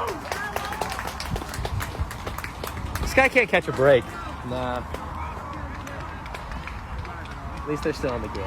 Yeah, I mean, that's all you can ask for. And he's been a large part of them staying in that game, whether it's his play at shortstop or his play on the mound. You know, he's done his work. Gotta contribute somehow. Now the first pitch to Rocco Shorgy is low for ball 1. So 1-0 the count. Pitch. Catches the low corner this time. Strike 1. Shorgy, his last time up, flew out to right field. Like many batters, he's had struggles getting on base today. The 1-1 pitch, low and away, ball 2. This has been the definition of a pitcher's duel. What's crazy is we've had multiple rounds of it, because this started with McGrath versus Heighthouse. Now we've had McCadden, we've had Chin, and now Roach, as this pitch catches the outside corner for strike 2 to Shorgy. At a certain point, it's not even batters struggling. It's just the pitchers are doing so well. When you get a hit, it's just an excellent display of hitting. 2-2, the count to Shorgy with 2 outs. Pitch. He swings and connects. This is grounded. It looks like it's going to go up the middle. It gets past the shortstop and into the outfield for a single. Finally, Brookline lucks out. You know, not the hardest hit ball, but just right place, right time. You know, it's crazy. We had all these hard hit balls that are going right to fielders, and then Shorgy hits this little dribbler that just happens to get past everybody. That's baseball. It is. It's a funny sport. It can be quite humorous sometimes. As we've got a meeting out at the mound for Reading, and it looks like we're going to have another pitching substitution. With 2 outs here in the top of the 12th, Reading now going to their 3rd pitcher of the day, and Cullen McCadden getting a deserved round of applause. I mean, give him credit. He may have given up Brookline's 2nd run in the top of the 7th, but since then, shutout inning after shutout inning. Yeah, you know, every single pitcher who's entered this game has, you know, just been extremely effective. I mean, we've seen 4 total runs, and, you know, I'm losing track. How many innings have we played here now? We are in the top of the 12th, and we've now had more pitchers than runs scored, as this is the 6th pitcher between the two teams to enter the game, and it is number 1, Connor Dugan. Dugan, of course, caught plenty of pop flies and grounders over at second base over the course of this game. He now takes over on the mound as Cullen McCadden moves back to his original position at third base, and Nate Heighthouse, the original starting pitcher who moved over to third when McCadden came in, now moves over to second base. It's like a chess game. Yeah. Yeah, both teams really have a very impressive amount of depth, and not only good players, but guys that can add on in so many different ways, play so many different positions. You know, sometimes those, you know, jumping from second to third or left to pitcher, you know, at this point it's hard to keep track of them all, and everyone who has changed that position or come into a different spot has really excelled, you know, in that spot. Yep. The word for the day is multifaceted. That's it, yeah. As we get ready with Connor Dugan warming up to be Reading's third pitcher and this game's 6th pitcher of the day. And coming up to the plate is one of those many pitchers we've had, Aiden Chin, who is now back to his original position at second base after Owen Roach took over. He steps up to the plate with 2 down and Rocco Shorgy at first base. First pitch from Dugan is high for ball 1. There's a lot to keep track of. Well, we are certainly doing our best here. 1-0 the count. Pitch is low and away for ball 2.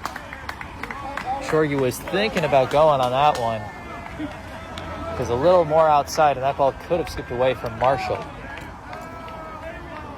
2-0 the count. Pitch And that one's high for ball 3. There's 3 pitches for Dugan. All out of the zone. We'll see if he can bear down and start throwing some strikes. It certainly is a tough position for him because one more ball and you've got a runner in scoring position. Pitch. Outside, ball 4. That's it. So a 4-pitch walk to start the outing for Connor Dugan, who was, as a side note, the starting pitcher for Reading the one time they've lost to Brookline thus far. In that 7-3 ball game that was actually played in Reading, as during the regular season, each team stole a game from each other at each other's ballparks. Reading Red got a 6-5 win over Brookline in their first matchup in Brookline. Brookline came back with a vengeance for a 7-3 win in Reading. And then in the playoffs, they played again at Reading, and Reading had that comeback win. But they've all just ended up at the same spot regardless in this semifinal game. And with 2 down, we've got a brief timeout between the officials. With the situation, Rocco Shorgy at second with the potential go-ahead run. Aiden Chin standing at first as the officials are talking to Coach Bucci. At a certain point, you have to ask yourself, what guy has not thrown for these 2 teams against each other? They've certainly played a lot of baseball with each other. Mm-hmm. This is their 4th game this year, and it might as well be their 4th and 5th game, as they've almost played 2 entire ball games. Stepping to the plate with 2 men on and 2 outs is the catcher, number 20, Jasper Reed. Dugan checks the runner at second and fires just high, ball 1. Really a tighter zone. It's always tough adjusting the high-lows for all the different heights of ball players. Mm-hmm. Pitch. Swung on and connected. This one's going out to left. It might not be caught. It's not going to be caught. It's past the left fielder. Shorgy's coming around third. He's headed for home. Chin is coming around third. He's heading for home too. Shorgy scores the go-ahead run. Chin comes in standing up. A 2-run double for Jasper Reed. I think they may have called that a ground rule double. Oh, they did call it a ground rule double. Chin has to go back to third. That's tough. You hit the ball so well, and that's the thing. The ball keeps on rolling and rolling, and it may have bounced over the fence, but if it didn't, that you don't call that time. Aiden is in safe at home, but easily. I mean, I was too busy looking at the runners to see that the ball had bounced over the fence. I was like, oh my gosh, here we go. And I mean, he got 1 run in. He did get 1 run in. What a great piece of hitting. Jasper is a guy that has a ton of power, and coming up 2 outs, runners on first and second. You don't necessarily need that deep fly ball that we've seen from him so many times, and he really did a great job of staying on top of that ball. He still hit that ball with a lot of smack, but man, he was on top, and that was almost like a deep, hard line drive that just kept on going. And we've said we were just waiting for that one big hit that could break this game open. And Jasper Reed is certainly always a guy that could potentially pull that through. And against a pitcher that Brookline had some significant success against earlier in the regular season. And that prophecy played out with that one. Well hit ball by Jasper Reed. And now with runners at second and third, 2 down, and Brookline leading 3-2. Now up is the shortstop, Caleb McGrath. The pitch. Just a bit outside, ball 1. That ball was smoked, but that's only 1 run. Yeah. That's still only 1 run because of the ground rule. Pitch is just catches the high corner. Delayed strike call, 1-1.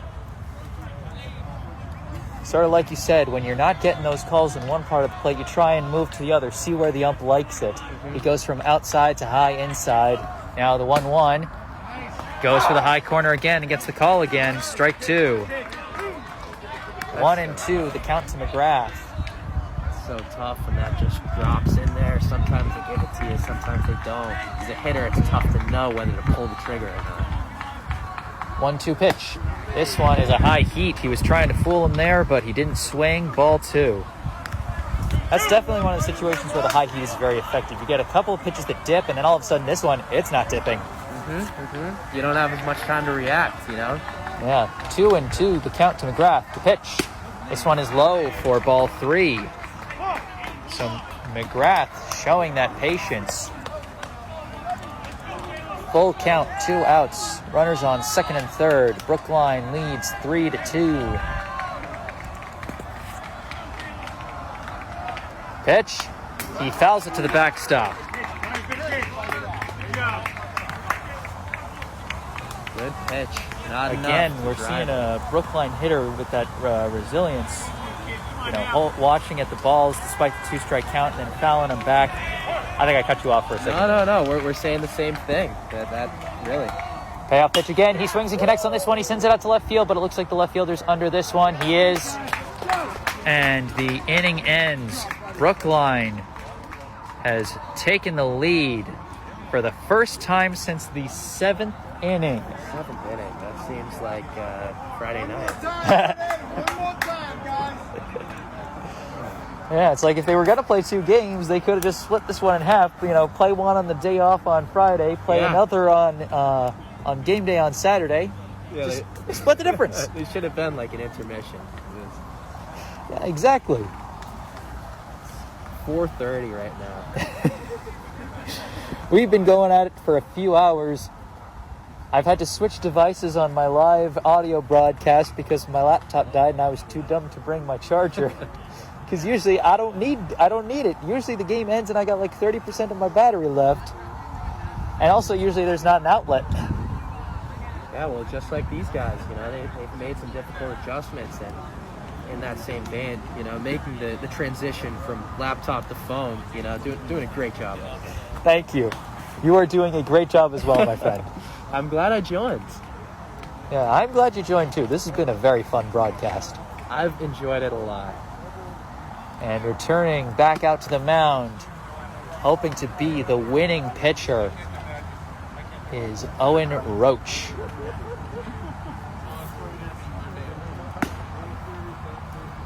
And of course, my partner Jack Roach is completely objective about who comes away with the win in this particular scenario, I am sure. Well, here's what I'll say. You definitely know that these past couple games haven't been what you wanted from Owen, you know? And sometimes you can get down on yourself because of that, and I can tell you better than anyone else here, with the exception of mom and dad, that has not been the case with him. You know, he's a fighter, and it's been so good to see him still knowing what he's capable of, still rolling out and not, you know, like rolling over in defeat, still being ready to give what you have through 12 innings of baseball. Well, we'll see what he has on the mound in the bottom of the 12th inning. Leading off for Reading is Chris Shin. First pitch. He reaches out and swings, sends it over to second, cut by Aiden Chin. So Shin to Chin with that hit. And a nice jump on the ball by the second baseman results in a line out for the first out of the inning. Now up, the first baseman, number 39, Bill Beneke. Good poke, too. Pitch in the dirt, ball 1. And even though there were no runners on, I mean, we've said it before, Jasper Reed has done a good job covering behind the plate this game. The 1-0. Catches the low corner, strike 1.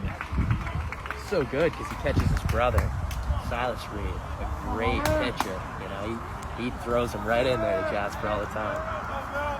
1-1, the count to Beneke. The pitch swung on and missed. He definitely caught him there. As soon as that swing was through, you could tell Beneke was still trying to pull it back, but he just went too much. 1-2, the count. Pitch swung on and missed. Strike 3. Brookline 1 out away from the championship game.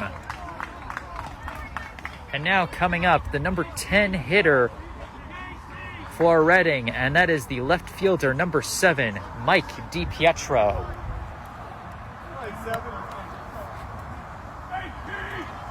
Roach with the pitch. Swung on and fouled to the backstop. Strike one.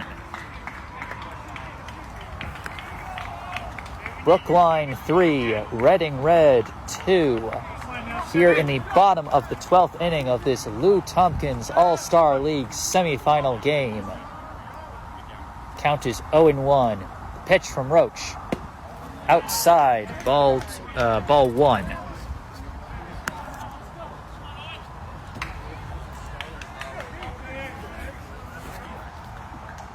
Roach with the 1-1 pitch. Drops just a little too low, ball two. Solid pitch though, the changeup, and I'm hoping to give a more in-depth explanation about that pitch, but he's been going to it. 2-1 the count. Here comes the pitch. Swung on and missed. Strike two. 2-2 the count with 2 outs here in the bottom of the 12th. Brookline 1 strike away from the finals. Can they get their proper revenge for Wednesday's loss? Owen Roach with the 2-2 pitch. Just high, ball 3. Full count. You don't want to give, don't want to give them any opportunity to get back in. This is those situations you dream about as a little kid. Yeah. 3-2, 2 outs, game on the line. Here comes the payoff pitch. Swung on and missed, and Brookline wins. Owen Roach with the redemption relief effort. After blowing the save against Reading in the elimination round back on Wednesday, he comes through and shuts the door for Brookline. Jasper Reed, the offensive hero, with the ground rule double that drove in Rocco Shorty for the go-ahead run in the top half. Our final score, Brookline 3, Reading Red 2. We joked, but that really was a ball game and a half. And on behalf of Jack Roach, all the players from all these fun games, I am Jesse Mayfield-Sheehan for ASPN HD, signing off.